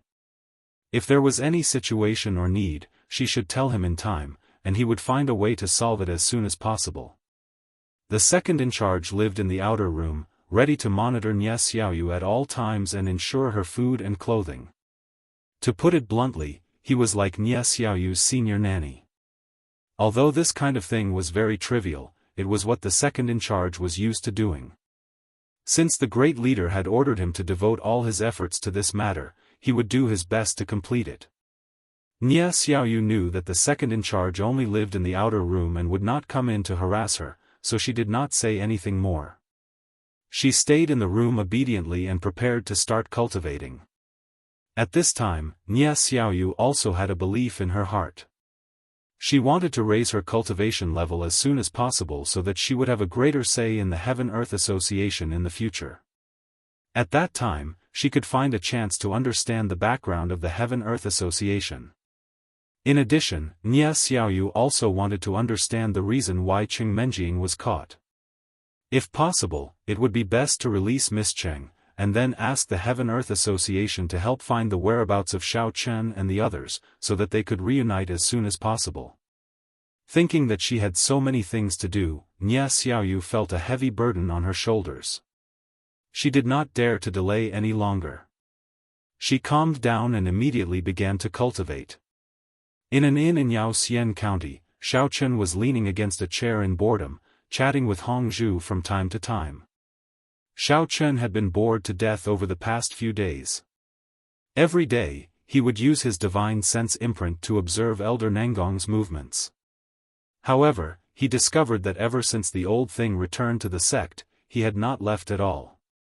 He had been hiding in his room all day, as if he was studying his injuries. The reason for this deduction was because Xiao Chen discovered that Elder Nangong had secretly brought back a lot of heavenly treasures from the pharmacy. There were all sorts of medicines, such as healing wounds, restoring cultivation, and even aphrodisiacs. However, no matter what medicinal herbs Elder Nangong used, the broken meridians in his body did not show any signs of improvement. After trying for a while, he almost gave up.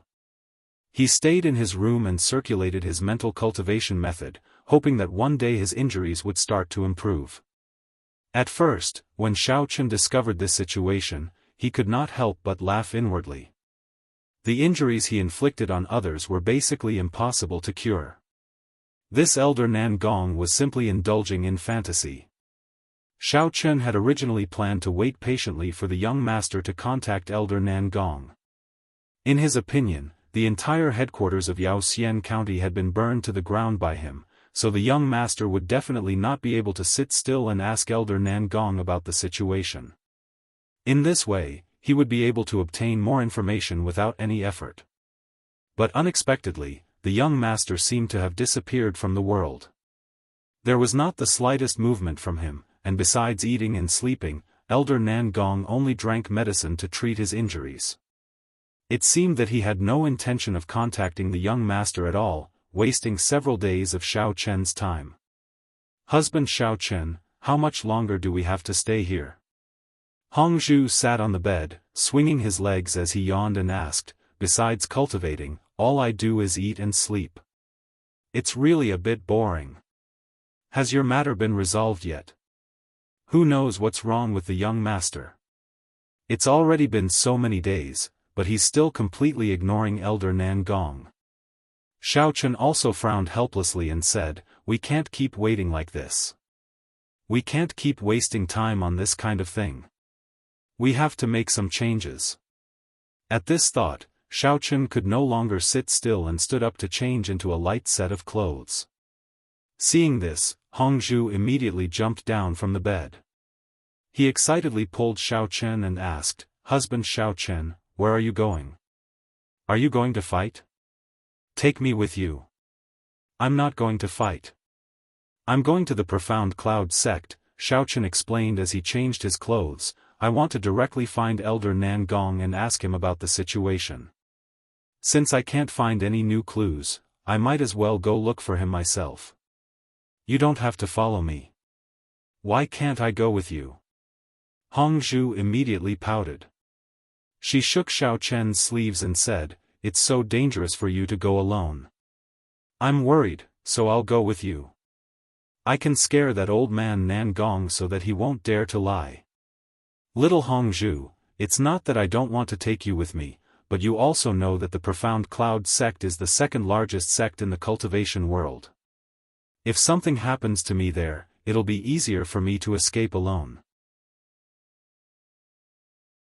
If I still have to take care of you when the time comes, both of us might die there." Xiao Chen shook his head and patiently advised. "But..." Hong Zhu was somewhat swayed by Xiao Chen's words and a look of hesitation appeared on his face, but he was also a little unwilling. "Be good and listen to me. I reckon that I'll be back soon. Just stay in the room and wait for me to come back." Xiao Chen gently kissed Hong Zhu's forehead, turned around and opened the door. Caught off guard, Hong Zhu was kissed. His face flushed red as he rubbed his forehead. In his heart, he recalled that Xiao Chen had never treated him so gently before. For a moment, he forgot to insist on following him. He casually said, then. All right then. You have to come back soon. After comforting Hongzhu, Xiao Chen left the inn and flew in the direction of the profound cloud sect on his flying sword. This time, other than asking Elder Nan Gong for information, Xiao Chen also wanted to investigate the strength of the profound cloud sect. After all, this was the second largest sect in the cultivation world. If he understood their situation, he would be able to have a rough gauge of the overall level of the cultivation world. After flying in the air for nearly half an hour, Xiao Chen's flying sword finally arrived in the sky above the profound cloud sect's territory. After hovering in the air for a while, Xiao Chen discovered that the security of the sect was very tight. Regardless of whether it was the periphery or the interior, there were a large number of guards patrolling the area. The defense could be said to be watertight.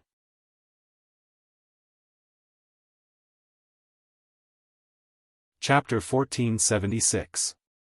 In order to hide his whereabouts and not be discovered, Xiao Chen set up a camouflage for himself and the flying sword in advance. If someone inadvertently looked up at the sky, they would only see a circling bird and would not notice anything strange at all. After making all the preparations, Xiao Chen gradually lowered his altitude and circled around the profound cloud sect. The profound cloud sect occupied a very large area. Trying to find a person inside was like searching for a needle in a haystack. Furthermore, Xiao Chen did not dare to release his divine sense to its maximum range. He could only carefully explore every area. Fortunately, he had just broken through and his essence was abundant, so he did not feel the pinch when he exhausted it. After searching for a long time, Xiao Chen finally found Elder Nangong's retreat in a two-story building at the back of the profound cloud sect. After determining the direction, he drove the flying sword and prepared to fly there. Just as Xiao Chen took a breath, before he could control the flying sword to glide, he suddenly heard the warning voice of the Elder Heaven Ancestor in his mind, "Xiao Chen, are you stupid? Just take a look and observe. Why do you want to go down and take a look? Do you think this is a market or a street garden? You can stroll around whenever you want." Hearing the voice of the Elder Heaven Ancestor, Xiao Chen suddenly stopped the flying sword. He touched his nose and smiled embarrassedly. "I just want to look for Elder Nangong. It should be fine, right? Moreover, you see that I have been very reserved. I did not release my divine sense wantonly. I have also made sufficient preparations to disguise myself. I only plan to ask him some questions and leave. I don't want to fight with anyone. Do you think it is up to you to decide whether to fight or not? Hurry up and go." The Elder Heaven Ancestor urged again, "I am not scaring you. With your cultivation, if you go down and are discovered, you will die. There are many mountain opening stage experts in the sect. I just took a casual glance and found a peak opening stage expert in charge. If you go, you won't be able to come back." It turned out that when Xiao Chen had just arrived in the sky above the profound cloud sect, Elder Tian had already discreetly investigated the situation of the sect. Seeing that Xiao Chen was really planning to enter the sect, he spoke up to stop him, in case Xiao Chen did something stupid due to a moment of carelessness. "All right, I'll listen to you." Xiao Chen hesitated for a moment, but his rationality still won over his impulsiveness. He secretly memorized Elder Nan Gong's residence and immediately flew into the sky. He controlled his flying sword and quickly left the profound cloud sect. As he flew out, Xiao Chen did not forget to ask the Elder Heaven Ancestor for advice. "Elder Heaven Ancestor, I'm actually quite curious. Now that I'm at the mountain opening stage, what's the next stage? According to my current cultivation speed, how long will it take for me to break through? You are only half a step into the mountain opening stage. You haven't reached the mountain opening stage yet." The Elder Heaven Ancestor first attacked Xiao Chen, then solemnly warned, "The next stage after the mountain opening stage is the earth opening stage. However, you have to be honest with me. Once a cultivator breaks through the mountain opening stage, they will enter a big realm. It is different from the previous foundation building pill. Not the same? Do I have to change my cultivation method? Or is the method of cultivation different? Xiaofan asked with some surprise. That is not necessary. Normal cultivation is the same as before. You just need to cultivate patiently. However, once you reach the peak of each stage, if you want to continue to break through to the next stage, it will not be like before. You can't just rely on hard work to succeed. You must rely on external forces or encounter some kind of fortuitous encounter. Therefore, don't think about it for the time being. The Elder Heaven Ancestor lightly explained. External forces, fortuitous encounter. Xiaofan muttered a few words, then smiled and said, Elder Heaven Ancestor, aren't you my external force and fortuitous encounter? With you here, why would I be afraid of not being able to break through? You have a glib tongue. You should hurry back and seize the time to cultivate. Break through to the mountain opening stage first. The Elder Heaven Ancestor's voice was very relaxed. Obviously, he was very happy with Xiaofan's flattery. After laughing and scolding, he did not say anything else. When Xiaofan saw that the Elder Heaven Ancestor was not willing to let go, he could only helplessly shake his head and smile bitterly. Then, he drove his flying sword towards the Yaoxian County.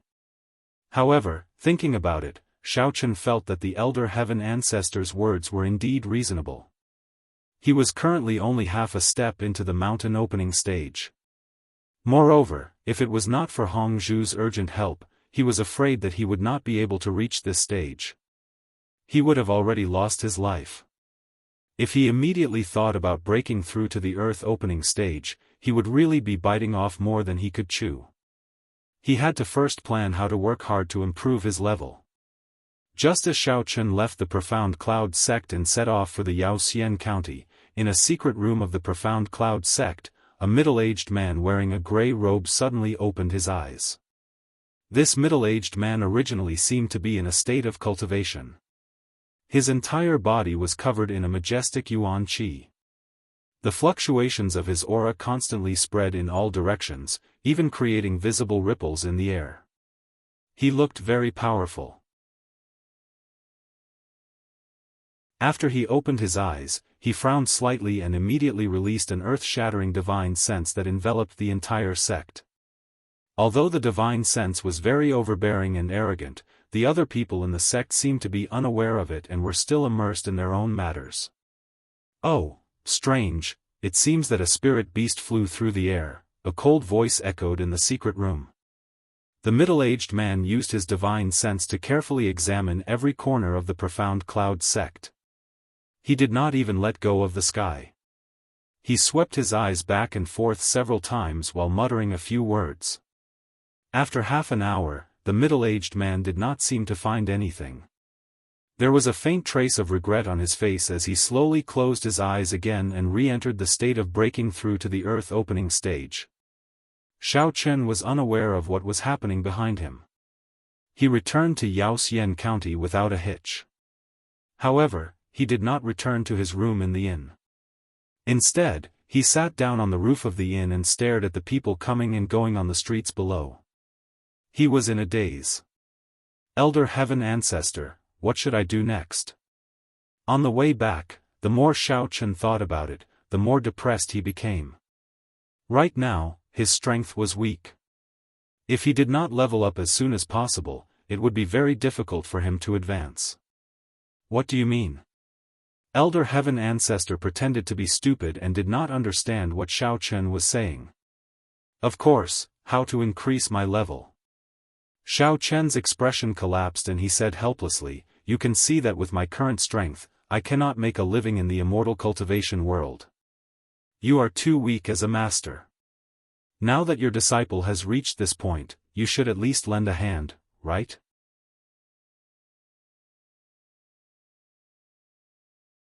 Chapter 1477.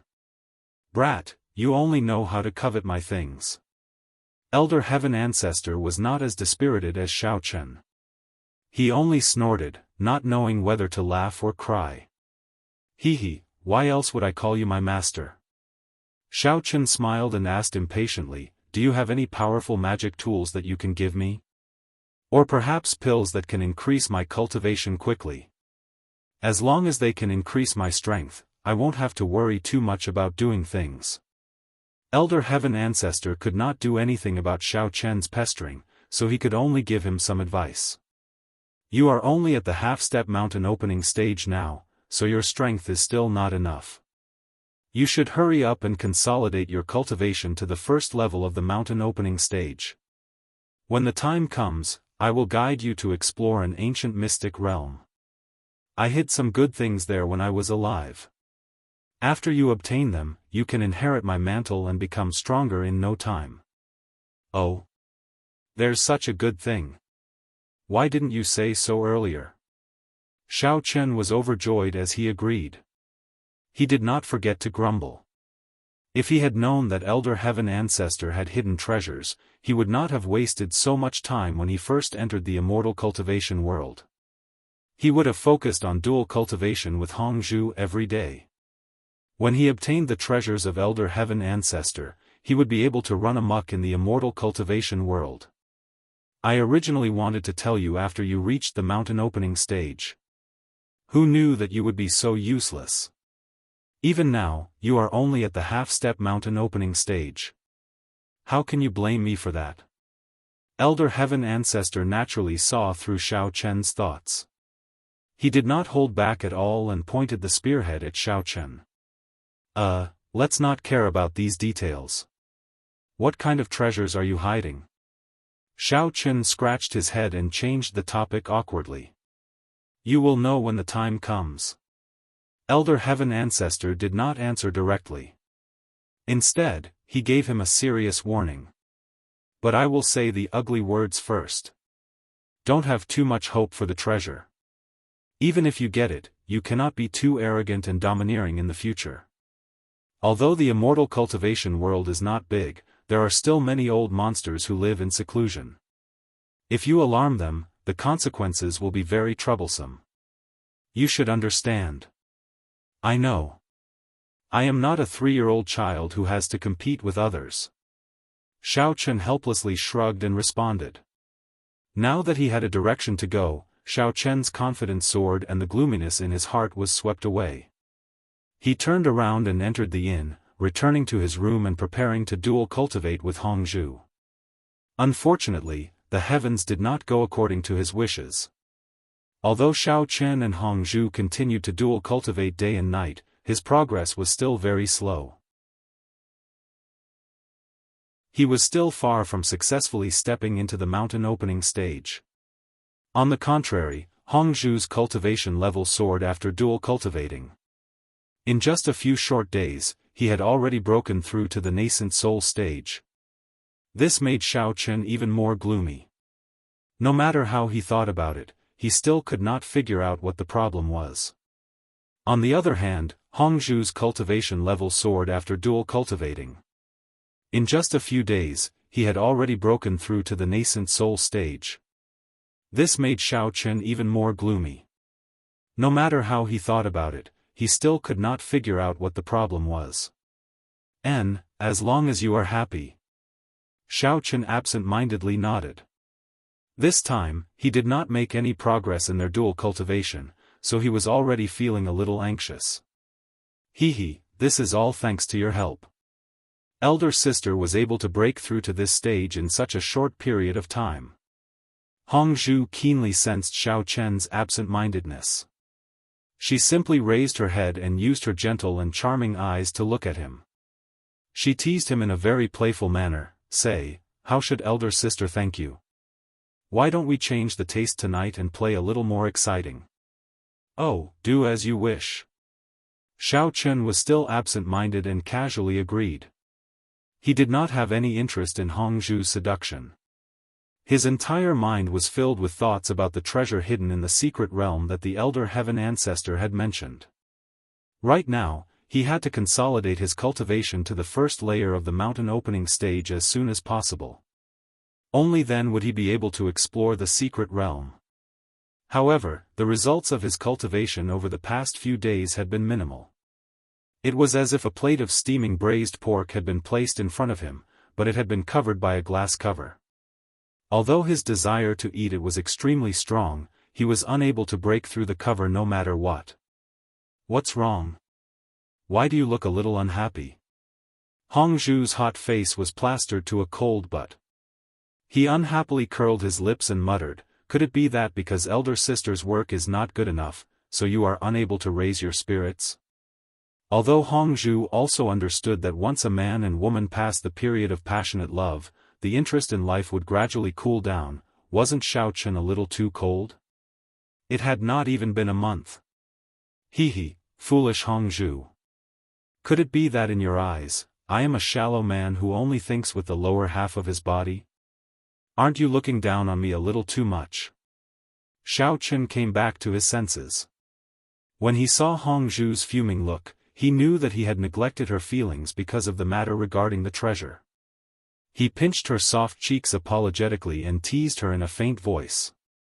All right. It's nothing. Elder sister, I just feel that you seem to have something on your mind. Why don't you tell me and see if elder sister can help you solve it?" When Hongzhu saw that Xiaofan wasn't tired of him, the clouds on his face parted as if he had seen the sun. His expression instantly brightened up. He gently leaned on Xiaofan's shoulder and mischievously stretched out his finger to tease his earlobe. From time to time, he would even blow air into his ear. "You're really stupid and adorably stupid. How could there be such an easy matter to solve?" Xiaofan affectionately scratched Hongzhu's nose. After thinking for a while, he simply explained, "Didn't I make a trip to the profound cloud sect a few days ago? After that, I discovered that there were many mountain opening stage experts there, so I didn't dare to rashly go in. I just wanted to come back and dual cultivate with them to raise my cultivation, but in the end..." Sigh. Xiaofan gently sighed. Although he knew that Hongzhu wouldn't be able to help, it wasn't appropriate for him to watch her worry blindly. Thus, it was better for him to tell her about it so that she would feel more at ease. He would just treat it as someone he could confide in. "Oh, so that's how it is. Isn't that simple? Of course elder sister has a solution." Hongzhu nodded in sudden realization. She rolled her eyes and suddenly said with a smile, "Stop fooling around. How could you possibly have a solution?" Xiaofan naturally didn't believe her, but when he saw the confident look on Hongzhu's face, he felt that she didn't seem to be joking.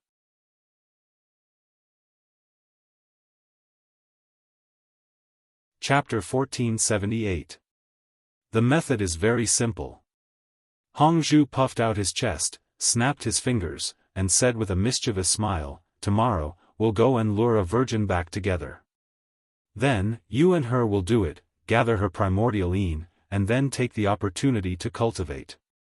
Wouldn't that increase your progress?" Pfft! What kind of rotten idea is this? Forget it, I'll think of a way myself. Hearing Hongzhu's strange idea, Xiaofan almost spat out.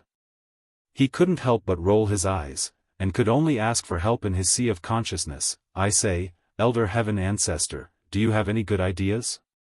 Something that can help me quickly advance to the first layer of the opening mountain stage?" "Of course there is a way." Elder Heaven Ancestor's voice came out unhurriedly. Why didn't you say so earlier if there was a way? I've wasted a few days' worth of effort." Xiaofan's vision darkened, and he almost cried. Was Elder Heaven Ancestor playing with him? "You didn't ask at the time." Elder Heaven Ancestor chuckled, and then said seriously, "All right, I won't joke around anymore. You reached the half-step opening mountain stage while unconscious, and you don't have enough understanding of the stage to begin with. You should spend a few days to properly consolidate your foundation, familiarize yourself with this stage, and then proceed to the next step." This. "All right, then what's the method this time? You wouldn't be like Hongzhu, and want me to find another woman to do it with, right?" Xiao Chen laughed bitterly, and asked in an extremely sincere manner. Wishful thinking. Elder Heaven Ancestor said sarcastically to Xiao Chen again, and then returned to the main topic. Let's follow the same routine as before. Boil the natural treasures into a medicinal soup, drink it, and then combine it with exercise to cultivate. However, the medicinal ingredients you brought from the inner martial world are not enough. You'll need to get some medicinal ingredients from the immortal cultivation world to complement it. This way, the effect will be more obvious, or it will be useless. Alright, it's time to take medicine again. Xiao Chen mocked himself, then asked, then please give me a list of the herbs you need from the world of cultivators this time. Tomorrow, I'll go to the Burning Heavens sect to get it. Anyway, they've already planted quite a lot of heavenly treasures. Last time when they destroyed the mountain bandits' lair, they even seized their warehouse. I reckon that they've profited quite a lot. It should be enough for me to deal with for a while. That won't do. Previously, when they were counting the treasures of heaven and earth, I had already carefully looked through them. The level of the Burning Sky faction's items is still too low. They might not be able to deal with your prescription this time. Elder Heaven Ancestor mercilessly rejected Xiao Chen's suggestion. Xiao Chen frowned. Before he had time to ask, Elder Heaven Ancestor immediately added, you can ask that kid Nangong to get some suitable heavenly treasures. No matter what, the Profound Cloud sect is the second largest sect in the cultivation world. The people there are all experienced. They must have a lot of good stuff hidden. After that, Elder Heaven Ancestor made a list in Xiao Chen's mind. On it, there were 7 or 8 kinds of rare herbs that Xiao Chen had never heard of or seen before. Flaming Mist Lotus, Tranquilizing Demon Emperor Flower, Blood Star Leaf Grass. After silently reading the herbs on the list, Xiao Chen was at a loss. He could only shake his head slightly. The names of these herbs sounded very imposing. It seemed that only a large sect like the Profound Cloud sect was qualified to have them. Last time when he was counting the treasures of heaven and earth in the Burning Sky faction, he really hadn't seen or even heard of these things. Yes, these are the things on this prescription. Hurry up and ask Nangong for them. Elder Heaven Ancestor said lightly.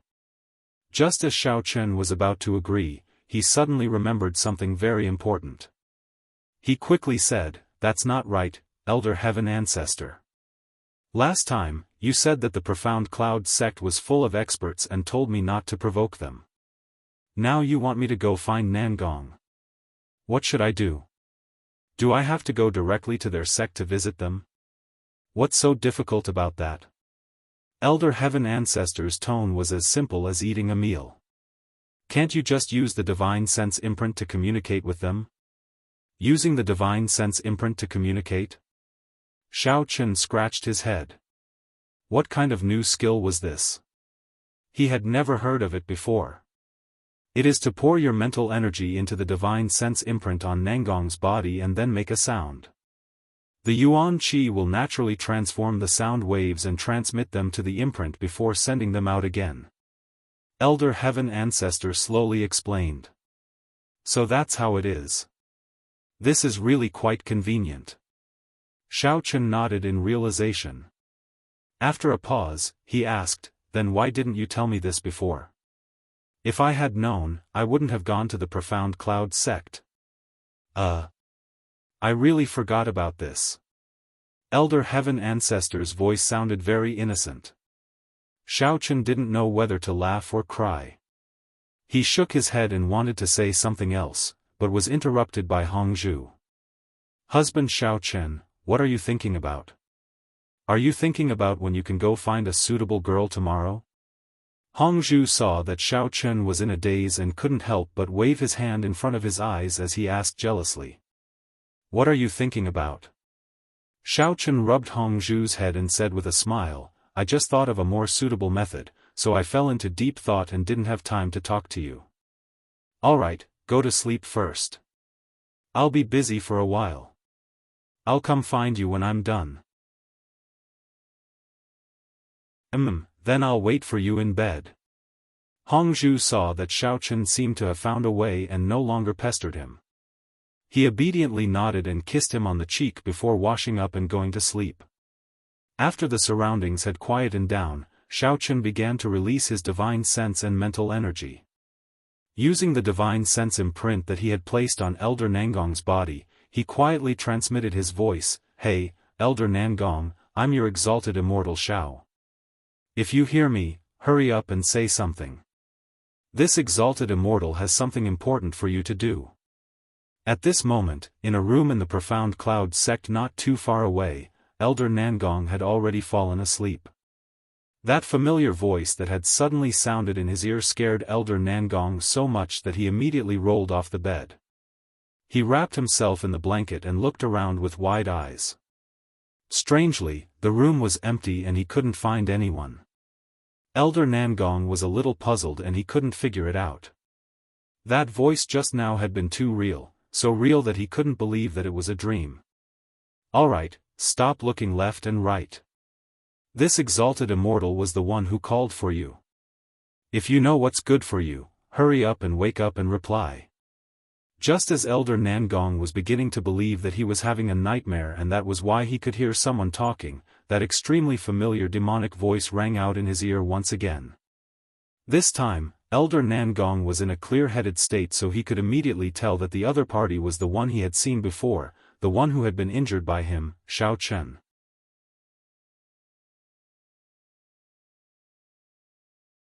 Chapter 1479. Then. Are you exalted immortal Xiao? Elder Nangong shrunk his neck and mustered his courage to ask. However, after asking, he was a little confused. He looked around again and especially looked outside the door and window. There was really no one there. He could not help but be confused. What kind of unique magic treasure did exalted immortal Xiao have?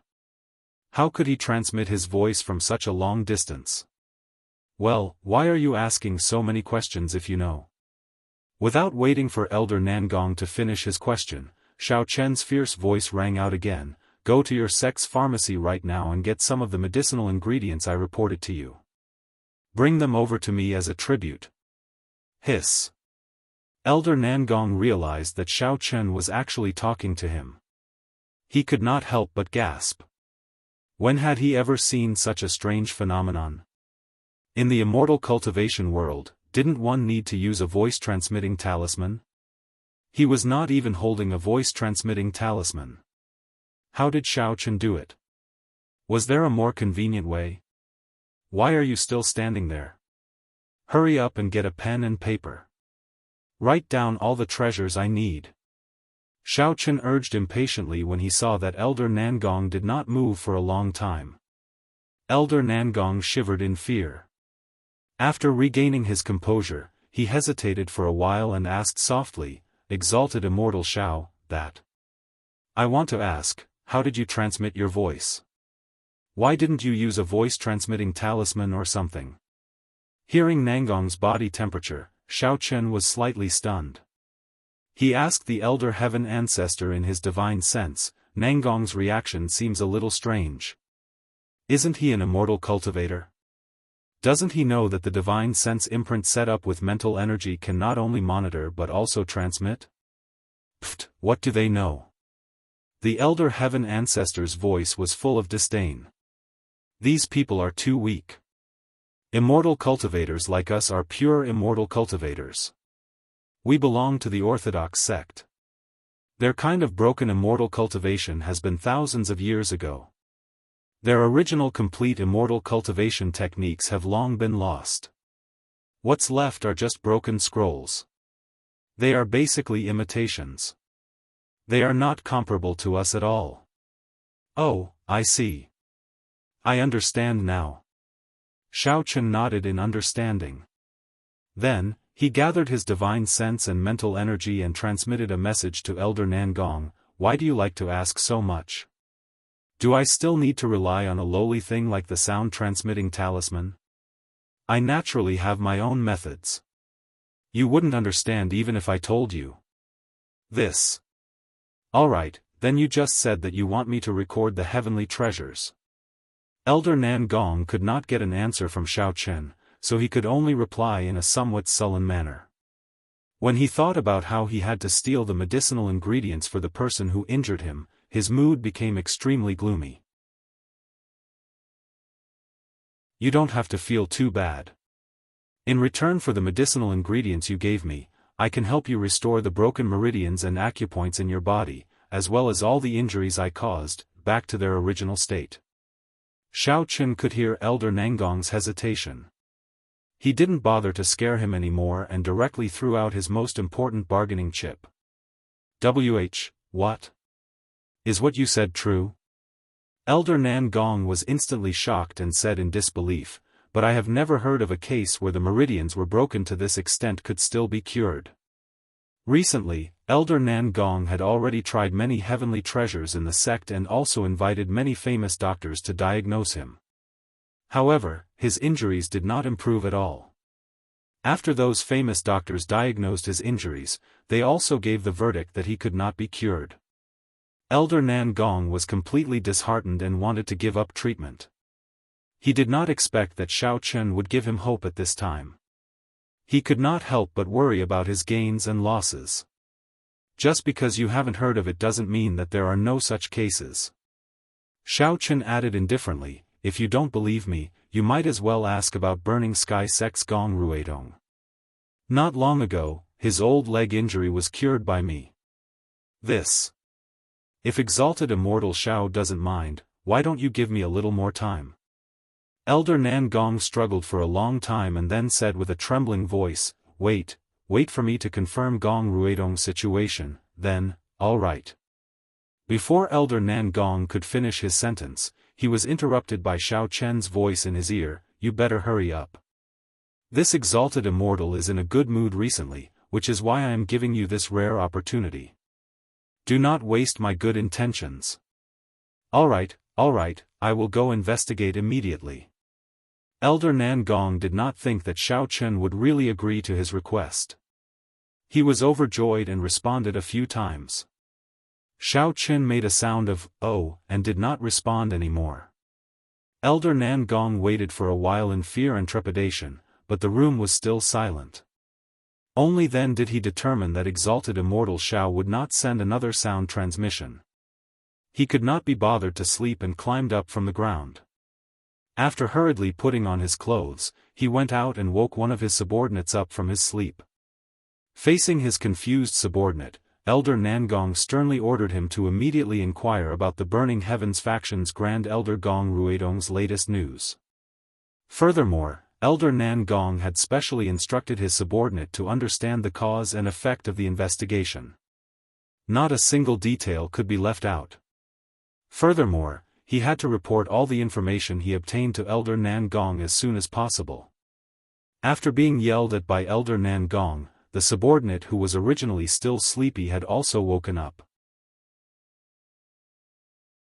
Naturally, he did not dare to delay and immediately accepted the order. After a simple packing, he immediately set off. Looking at the back of his subordinate hurriedly leaving, Elder Nan Gong finally let out a sigh of relief. He returned to his room uneasily and sat on the bed in a daze. A glimmer of light gradually emerged in his heart. Elder Nan Gong could clearly feel that after his cultivation was crippled, the profound Cloud sect leader gradually began to not pay much attention to him. Although the sect leader allowed him to use medicinal herbs to treat him, his usual attitude towards him had gradually become cold. Elder Nan Gong guessed that if it was not for the fact that he had made some outstanding contributions to the sect and some special reasons, if he was just an ordinary disciple, the sect leader might have already kicked him out of the sect. However, right now, Xiao Chen's generous promise was undoubtedly like a life-saving straw, causing Elder Nan Gong to be extremely excited. If the subordinate he sent out could confirm that Gong Ruidong was indeed cured by Xiao Chen, then no matter how great the price he had to pay, he must firmly grasp this rare opportunity. If Xiao Chen could really cure her, then she would be able to restore her prestige in the sect. Then, all the grudges and unwillingness between the two of them could be written off in one stroke. The medicinal herbs that Xiaofan mentioned, it would not be a problem for him to hand over with both hands.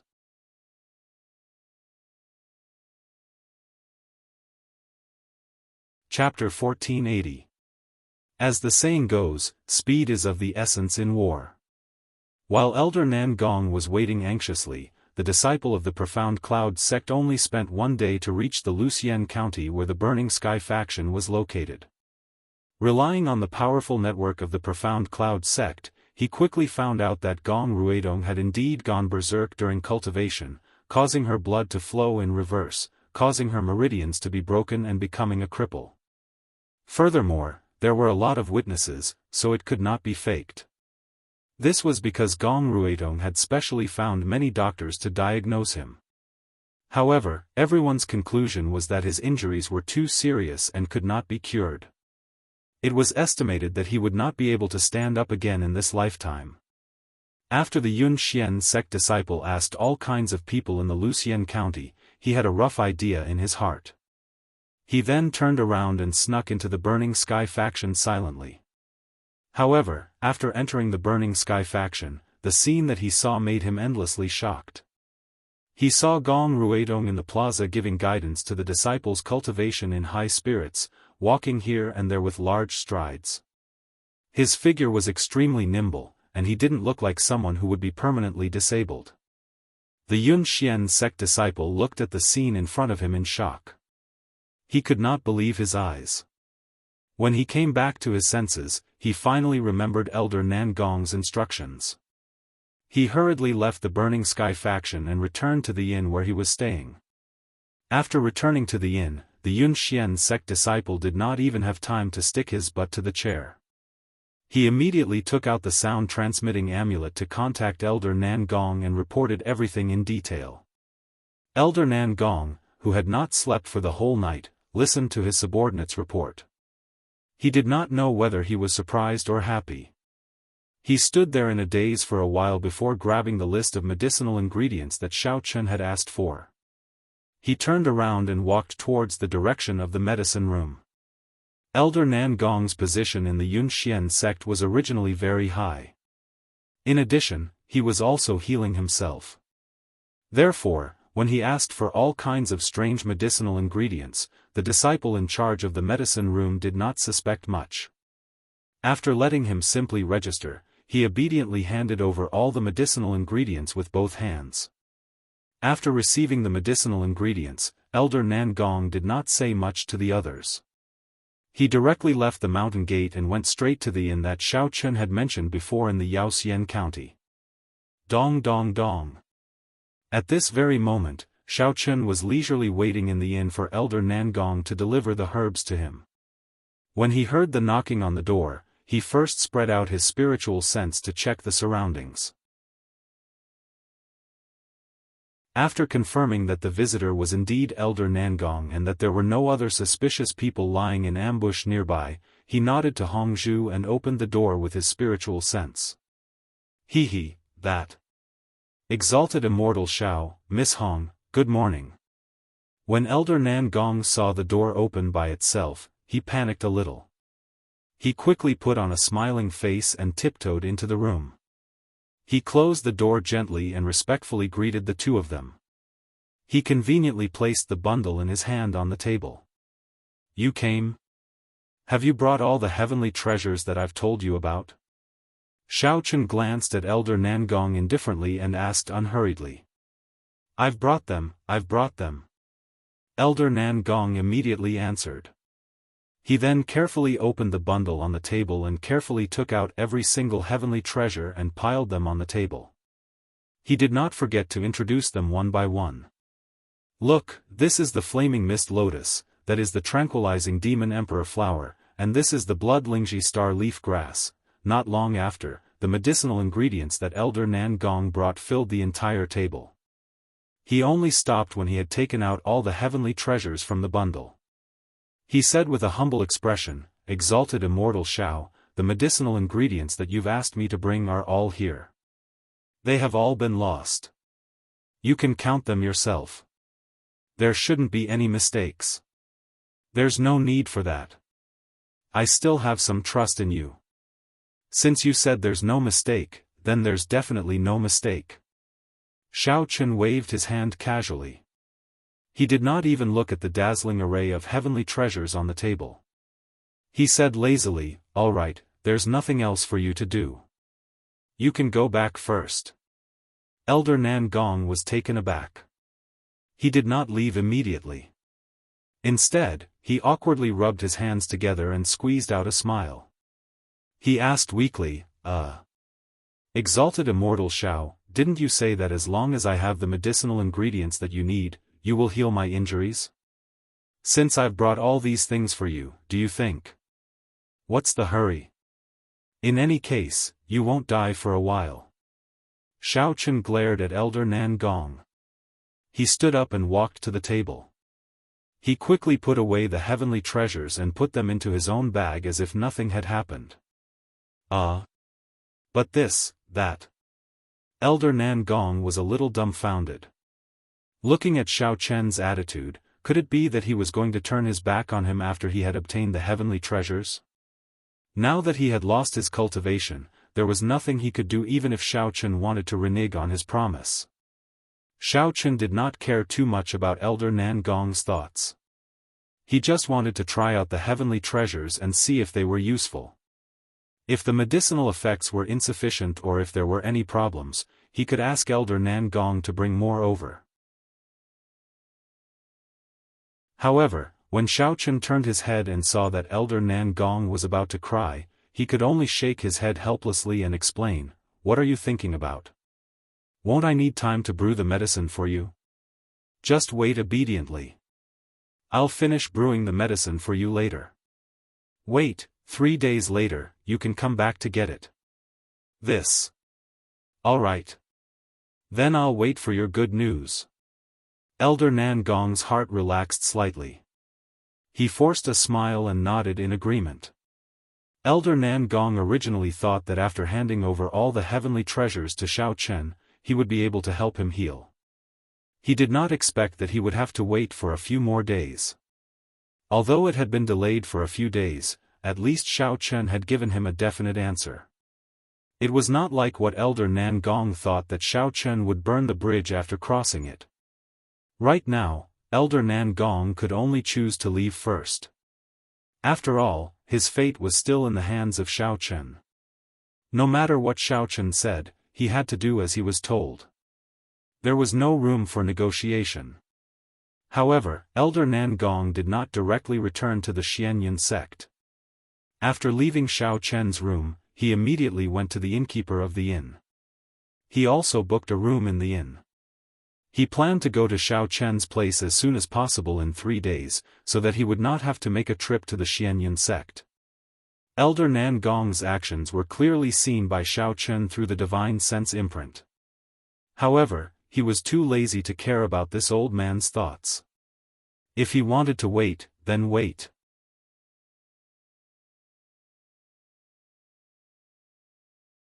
Chapter 1481. After closing the door to his room, he began to take out the heavenly treasures of the cultivation world one by one. He also took out the medicinal herbs he had brought from the inner martial world and placed them on the table. Then, he mixed the two together. Hongzhu smiled as she nestled against Xiao Chen's side. She curiously watched his movements and asked with great interest, "Husband, will you be able to quickly level up after eating these medicinal herbs? Do you want big sister to catch a first maiden for you? Perhaps the medicinal herbs will be even more effective when paired with a first maiden. Why do you always want me to do that with a first maiden? Are you addicted to it?" Xiao Chen unhappily rolled his eyes at Hongzhu. Then, he began to rummage around the room for something. "Husband Xiao Chen, what are you looking for? Tell big sister will help you look for it."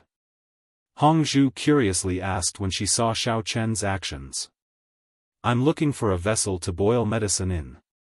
Xiao Chen rummaged for a while but was unable to find a suitable substitute. So, he casually instructed, "Since you want to help, you might as well borrow a cauldron from the inn's waiter. After the medicine is boiled, you can drink some of it as well. It will be of great help to raise your cultivation." I want to drink it too. Then do you have enough for yourself? Hongzhu blinked her eyes and earnestly asked, why don't I let you drink all of it? In any case, Big Sister is already a nascent soul expert. It doesn't matter even if I level up a little slower. Don't I still have you to protect me? It's fine. There are so many medicinal herbs. It's enough for the two of us to drink. It was as if Xiao Chen had already seen through Hongzhu's thoughts. He did not accept her kindness and instead rubbed her head with a confident look on his face. Then. All right then. Wait a moment, I'll go borrow a cauldron. Hongzhu curled his lips, shot a glare at Xiao Chen, walked out of the door, called over a waiter, gave him a few spirit crystals, and instructed him to buy a clay pot specially used to boil medicine, as well as a pot of hot water. When everything was ready, Xiao Chen put the treasures into the clay pot one by one according to the order. Then, he condensed a samadhi true fire in his palm. He put the clay pot on his palm and slowly stewed it. His eyes stared at the red bottom of the pot without blinking, but he had mixed feelings in his heart. Back then, when he had just been kicked out of the Xiao family, he couldn't even afford a 300 yuan electric pot. If it wasn't for Yi Xiaoye's kindness and generosity in giving him a pot, he might really be at his wit's end. A hero is no man without money. Looking back at the present, now that he had the strength, he didn't even need to use an electric clay pot. As long as he had a container, he could directly use the samadhi true fire to boil medicine. Moreover, he could even easily judge the time and temperature. Compared to the past, he was hundreds of times happier. He didn't know how Yi Xiaoye and the others were doing in the martial arts world. Had they stabilized the morale of the Awakening Heaven sect? Was everything safe and sound? And Cheng Menjiang, Tang Tang, and the others who had entered the immortal cultivation world with him, were they all right? Where are they all? At that moment, many beautiful figures flashed through Xiao Chen's mind, and he was a little dazed for a moment. After about the time it took for a stick of incense to burn, a strong medicinal fragrance drifted out of the clay pot and pervaded the whole room. It was both bitter and fragrant. Xiao Chen collected his thoughts and used his divine sense to sense the efficacy of the medicine. Estimating that it was almost done, he put away the samadhi true fire and evenly poured the medicinal liquid into 2 porcelain bowls that he had prepared earlier. After handing one of the bowls to Hongzhu, Xiao Chen casually picked up the other bowl, brought it to his mouth, and raised his head, preparing to drink the entire medicinal liquid. Wait! Hongzhu suddenly shouted. Xiao Chen's hand froze and he lowered his head to look at her in surprise. That elder sister is too afraid of bitterness. Husband, you should drink a little more. This medicinal liquid doesn't smell good, and I don't want to suffer so much. Hongzhu rolled his eyes and plausibly found an excuse. Without waiting for Xiao Chen to respond, Hongzhu picked up her own bowl and carefully poured a little of the medicinal liquid into Xiao Chen's bowl. When she felt that it was about right, she closed her eyes, took a deep breath, and drank the entire medicinal liquid in her bowl. In truth, Hongzhu was not some pampered little princess, nor was she afraid of the bitter taste of this trivial medicinal liquid. She simply felt that natural treasures were not easy to come by, and the gap in strength between the two of them was quite large, so it would be better for the stronger Xiao Chen to drink more. In Hongzhu's view, it was secondary whether she wanted to improve her strength or not. In any case, whenever something happened, it would be Xiao Chen who would be the one fighting, and there would be no need for her to do anything. Xiao Chen smiled faintly. Naturally, he understood that Hongzhu was doing this for his own good. He gently pinched the tip of her nose and no longer tried to refuse. He raised the porcelain bowl in his hand and drank all of the medicinal liquid. When Hongzhu saw that Xiao Chen had drunk the entire medicinal liquid, she immediately revealed a satisfied smile and diligently cleaned up the 2 bowls. After that, she obediently sat down on a chair and waited for the medicinal liquid to take effect. After a short while, Xiao Chen suddenly felt a warm sensation in his dantian, and a strange aura began to circulate in his dantian. Xiaofan keenly realized that this must be the effect of the medicinal liquid he had just drunk. Without delaying any further, he immediately pulled Hongzhu to sit on the bed, and the two of them entered into a familiar state of dual cultivation.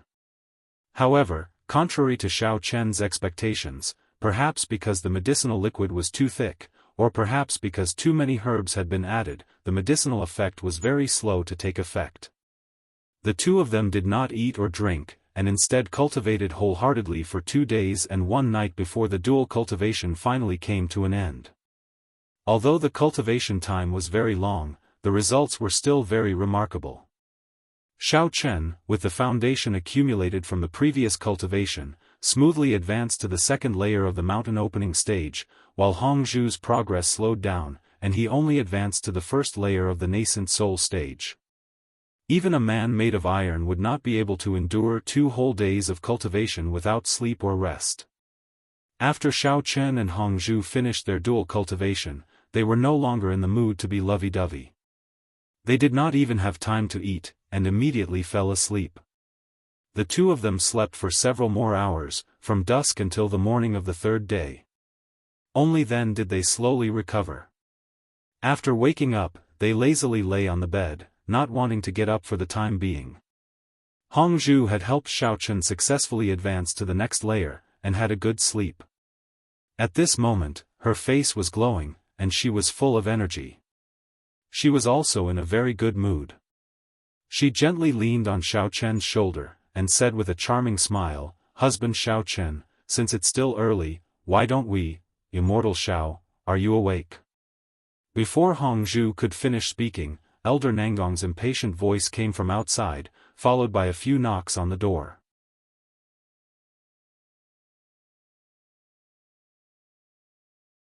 Chapter 1482. Elder Nangong patiently waited in the inn for 3 days. From time to time, he would go out to see if there was any activity in Xiao Chen's room. He thought that if Heavenly Immortal Xiao or Hongzhu came out, he could go over and ask around. He did not expect that after 3 whole days, Heavenly Immortal Xiao and Hongzhu actually did not come out even once. Elder Nangong almost suspected that the two of them had directly escaped through the window.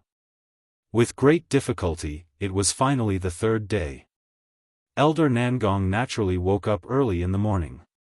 After stuffing some breakfast into his mouth, he immediately ran over to look for Xiao Chen to treat his injuries. Hearing Nangong's knock, Hongzhu's smile immediately froze on her face. She suspected that Gong Xiaoxi and Elder Nangong were doing this on purpose. They always chose the most appropriate time to look for Xiao Chen. They were clearly deliberately trying to anger her.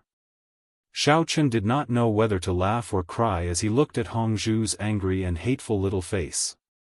He lightly patted her head, shook his head, and got up to put on his clothes. "Xiao! Heavenly Immortal Xiao!" Elder Nangong called out tentatively. His heart began to beat like a drum. Could it be that the two of them had really escaped like I thought? I'm up. Aren't you annoying? Why are you knocking on my door so early in the morning?" Hongzhu impatiently jumped up from the bed and yelled at the door. Elder Nangong trembled from the yell. However, when he knew that Xiao Chen and Hongzhu had not left, he finally felt as if a huge stone had been lifted from his heart. Hongzhu finished putting on her clothes. When she saw that Xiao Chen was still cleaning up the medicinal dregs, she angrily went to open the door. Then, she fiercely glared at Elder Nangong outside and angrily said, "Didn't I tell you to wait for my notice? You don't know the rules at all. How preposterous, humph. This. I'm sorry, Miss Hong. I was indeed a little rash." Elder Nangong could not raise his head after being scolded by Hongzhu. He felt a little guilty and secretly blamed himself for being too impulsive and directly knocking on the door so early in the morning. He had offended Heavenly Immortal Xiao's Tao companion. If he did not handle it well, Heavenly Immortal Xiao might not treat his injuries anymore. "Alright, what are you still standing there foolishly for? Come in and get the medicine." Xiao Chen finished packing the medicinal dregs into a small bag. When he raised his head and saw that Elder Nangong was still standing at the entrance, he spoke with a mixture of anger and amusement. "Ah. Okay. Elder Nangong came back to his senses, hastily responded, and quickly walked into the room. In his haste, he nearly tripped over the door sill, causing Hongzhu to roll his eyes at him. Xiaofan put the bag of herbal dregs on the table, then he found some natural treasures from the inner Wulin and put them in the bag as well. Then he put the bag in front of Elder Nangong and said lightly, "This is it. Take it back." According to the normal method of decocting the medicine, he should be able to recover after drinking it 3 to 4 times. Elder Nangong hesitated for a moment and did not immediately go to get the medicine. Instead, he carefully asked, "That Exalted Immortal Xiao, may I ask, why, does it seem like there are some medicinal dregs in here?" "Oh, this is where you don't understand. In my prescription, there are some medicinal ingredients that need to be decocted first before they can be used. There are also some ingredients that must be fresh." Xiao Chen's expression did not change as he fabricated a story. "If you don't believe me, you can go and ask Gong Ruidong. When I treated him, did I also use the same medicinal dregs? If it was normal, then why would it be unique? No need. Of course I believe in Exalted Immortal Xiao's divine healing skills." Elder Nangong hurriedly waved his hand and flattered with a flattering smile. "It's good that you believe me." Xiaofan glanced at him and asked indifferently, "Do you have any other questions?" "No, there's nothing else. Thank you, Exalted Immortal Xiao, for the medicine." Elder Nangong hurriedly picked up the medicinal ingredients on the table and happily stuffed them into his clothes as if he had found a treasure. Although he had never heard of the saying that medicinal ingredients needed to be decocted first before they would be effective, since Exalted Immortal Xiao had said so, he could only choose to believe him. Anyway, the result would not be any worse. At most, he could only make a desperate attempt. After keeping the medicinal ingredients, Elder Nangong only wanted to go back and drink the medicine to heal his injuries. He respectfully said to Xiao Chen, "Exalted Immortal Xiao, if there's nothing else, then I'll first, don't be in a hurry to leave." Xiao Chen interrupted Elder Nangong's words and found a seat to sit down. He said slowly, "I still have something to ask you." Elder Nangong was stunned for a moment. He did not know what Xiao Chen was going to do, but he did not dare to turn around and leave. He could only obediently stand where he was and wait for Exalted Immortal Xiao's instructions. Xiao Chen was in no hurry. He first picked up the cup of tea that Hongzhu had just poured for him and drank it in one gulp. Then, he casually wiped his mouth with his sleeve and looked at Elder Nangong calmly. He said, "Previously at the Burning Sky faction, when I asked you about the situation with the bandits, you seem to have hidden some things?" Elder Nangong's expression changed slightly. He thought that Xiao Chen did not notice this matter. He did not expect that it had already fallen into his eyes. He could not help but twitch the corner of his mouth in embarrassment. "When we were at the bandit headquarters, I did not wait for you to be honest." Xiao Chen did not look at Elder Nangong. He looked at the empty teacup in his hand and said in a seemingly casual manner, "Now that I have already given you the panacea to heal your injuries, shouldn't you explain the situation to me?" Of course. Elder Nangong smiled embarrassedly and scratched his head. He said, "Actually, it is not a big deal. There was a time when I went out to help the Profound Cloud sect with a mission. In a moment of carelessness, I fell into the enemy's trap and was attacked by several people at the same time. As a result, I was seriously injured. I did not want to tell you at the time because I was worried that I would lose face if I told you about it, so, and then?" Xiao Chen could not be bothered to listen to Elder Nangong's explanation. He only wanted to know the relationship between him and the bandits. "Later on, my luck was not bad. After much difficulty, I found an opportunity to escape from their encirclement." Elder Nangong explained in full detail. "However, I was already seriously injured at the time and my life was in danger. In the darkness, I entered an unfamiliar place. Fortunately, the owner of that place was an expert. Not only did he not blame me for trespassing, he even kindly saved my life. It seems that you are not fated to die. The expert who saved you is the young master of the bandits, right? Xiaofan raised his eyebrows and asked. However, as soon as he asked, he remembered that the person who owed him a favor was called the big boss. It should be the father of the young master. No, he is the big boss of the bandits. Elder Nangong shook his head and added, at that time, he gave me a kind of medicine, but I didn't expect it to have such an immediate effect. My injuries healed just like that, and I even successfully broke through to the profound ascension stage.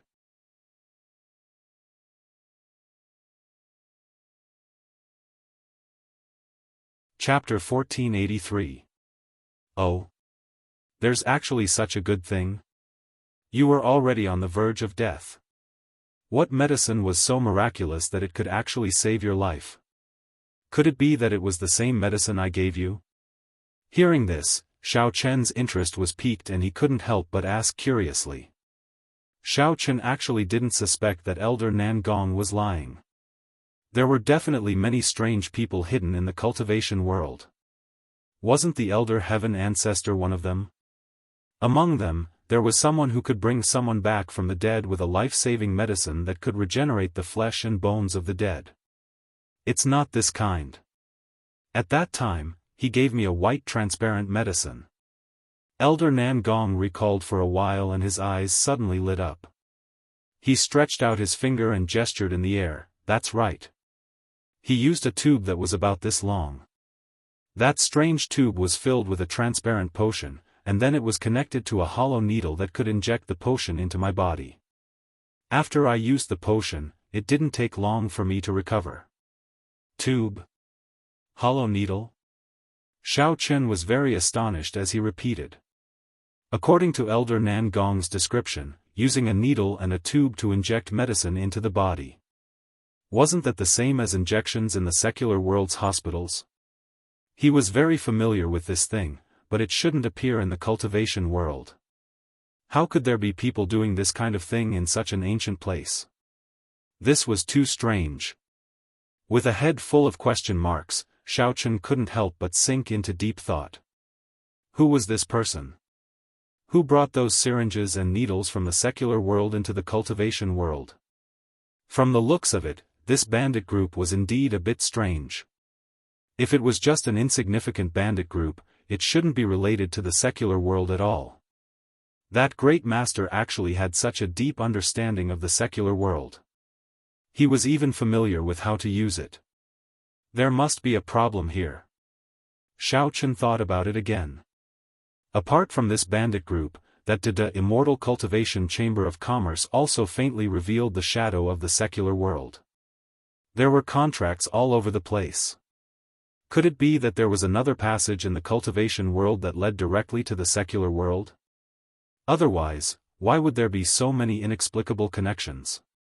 Yes, a relatively small and hard tube, about this long, and the needle. Elder Nangong wanted to describe a few more words, but he was interrupted by Xiaofan. I understand. Xiaofan waved his hand and thought for a while. Then, he asked cautiously, then, this expert, who is also the great master, was originally so kind that he offered to treat you?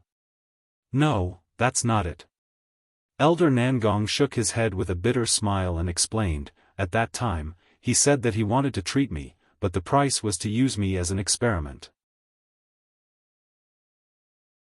After injecting the medicine into me through that tube, he needed to observe the situation.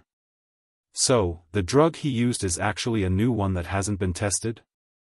A thought suddenly flashed through Xiaofan's mind like a spark. He thought of something, but when he wanted to recall it again, the light had already disappeared without a trace. It should be. Elder Nangong nodded and said, the great master told me that if I recovered safely after using the medicine, I could leave on my own. If I didn't recover completely, I had to stay with him and continue the treatment until I was cured. Xiaofan didn't say anything. He added in his heart, it could also be until I die. This time, Elder Nangong seemed to understand what Xiao Chen was thinking. He sighed and said, "At that time, I also suspected that it might be a trap. But since I was about to die, I might as well risk my life to accompany him in this experiment. Anyway, even if I didn't agree, the result would still be death." "So, after using that medicine, you recovered directly? You didn't stay any longer?" Xiao Chen stared at Elder Nangong and asked. "Yes, not only did I recover from my injuries, but I also increased my cultivation level." Elder Nangong nodded and said frankly, "Just as he said, the great master didn't ask me to stay any longer, so I left just like that. However, I also owed him a favor. At that time, I promised him that if he needed my help, he could contact me at any time. That's why I met you, exalted immortal Xiao." Naturally, Xiao Chen knew what happened after that. He thought for a while and asked again, "Oh, the great master and the young master, what did they look like? Do you know their names?" "Exalted immortal Xiao, this is too difficult for me." Elder Nangong's face fell and he said helplessly, "I was seriously injured at that time, so my consciousness was completely muddled. I didn't even see the great master's face clearly. As for the young master, although I saw him once, his face seemed to be injured. Other than his eyes, his entire face was covered with gauze, so I didn't know what he looked like. As for their names, I didn't ask. What Elder Nangong said was the truth. Back then, he was surrounded and attacked. Although he escaped, his life was in danger and he was unconscious most of the time. After he was saved, Elder Nangong was taken care of by the great master's subordinates. After he recovered, he left on his own. His conversations with the great master were also passed on through his subordinates. He didn't have a deep relationship with the great master. Forget it. You don't seem to know anything. Even if you remember, you probably won't be able to explain." Xiao Chen waved his hand and didn't want to continue asking about this. He thought for a while and asked in his sea of consciousness, "By the way, Elder Heaven Ancestor, where is the specific location of the mystic realm you mentioned?"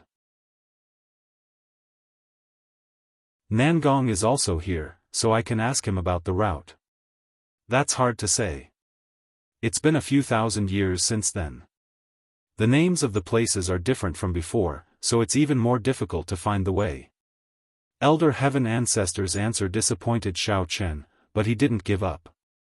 He continued to ask, "What was the name of the place? Maybe I can ask Nangong and he'll know." "Oh. That place is called Blue Sky Valley." Elder Heaven Ancestor's tone was very solemn. "The entire valley is filled with poisonous fog. There are many rare spiritual beasts living there. Those spiritual beasts are extremely intelligent and don't fear the poisonous fog at all. Some even use the poisonous fog to cultivate themselves and are very powerful." Xiao Chen nodded slightly and looked up at Elder Nangong, who was standing there with a smile on his face. He pretended to say casually, "By the way, you should have heard of Blue Sky Valley, right? I plan to go to that place to take a look in a few days. Do you know how to get there from Yaoxian County?" "Blue Sky Valley?" Elder Nangong frowned and repeated. He looked a little confused. "You're tuning into the Xiaofan's Wuxia Tales YouTube channel. Don't forget to subscribe and join us on this journey to catch the most captivating stories.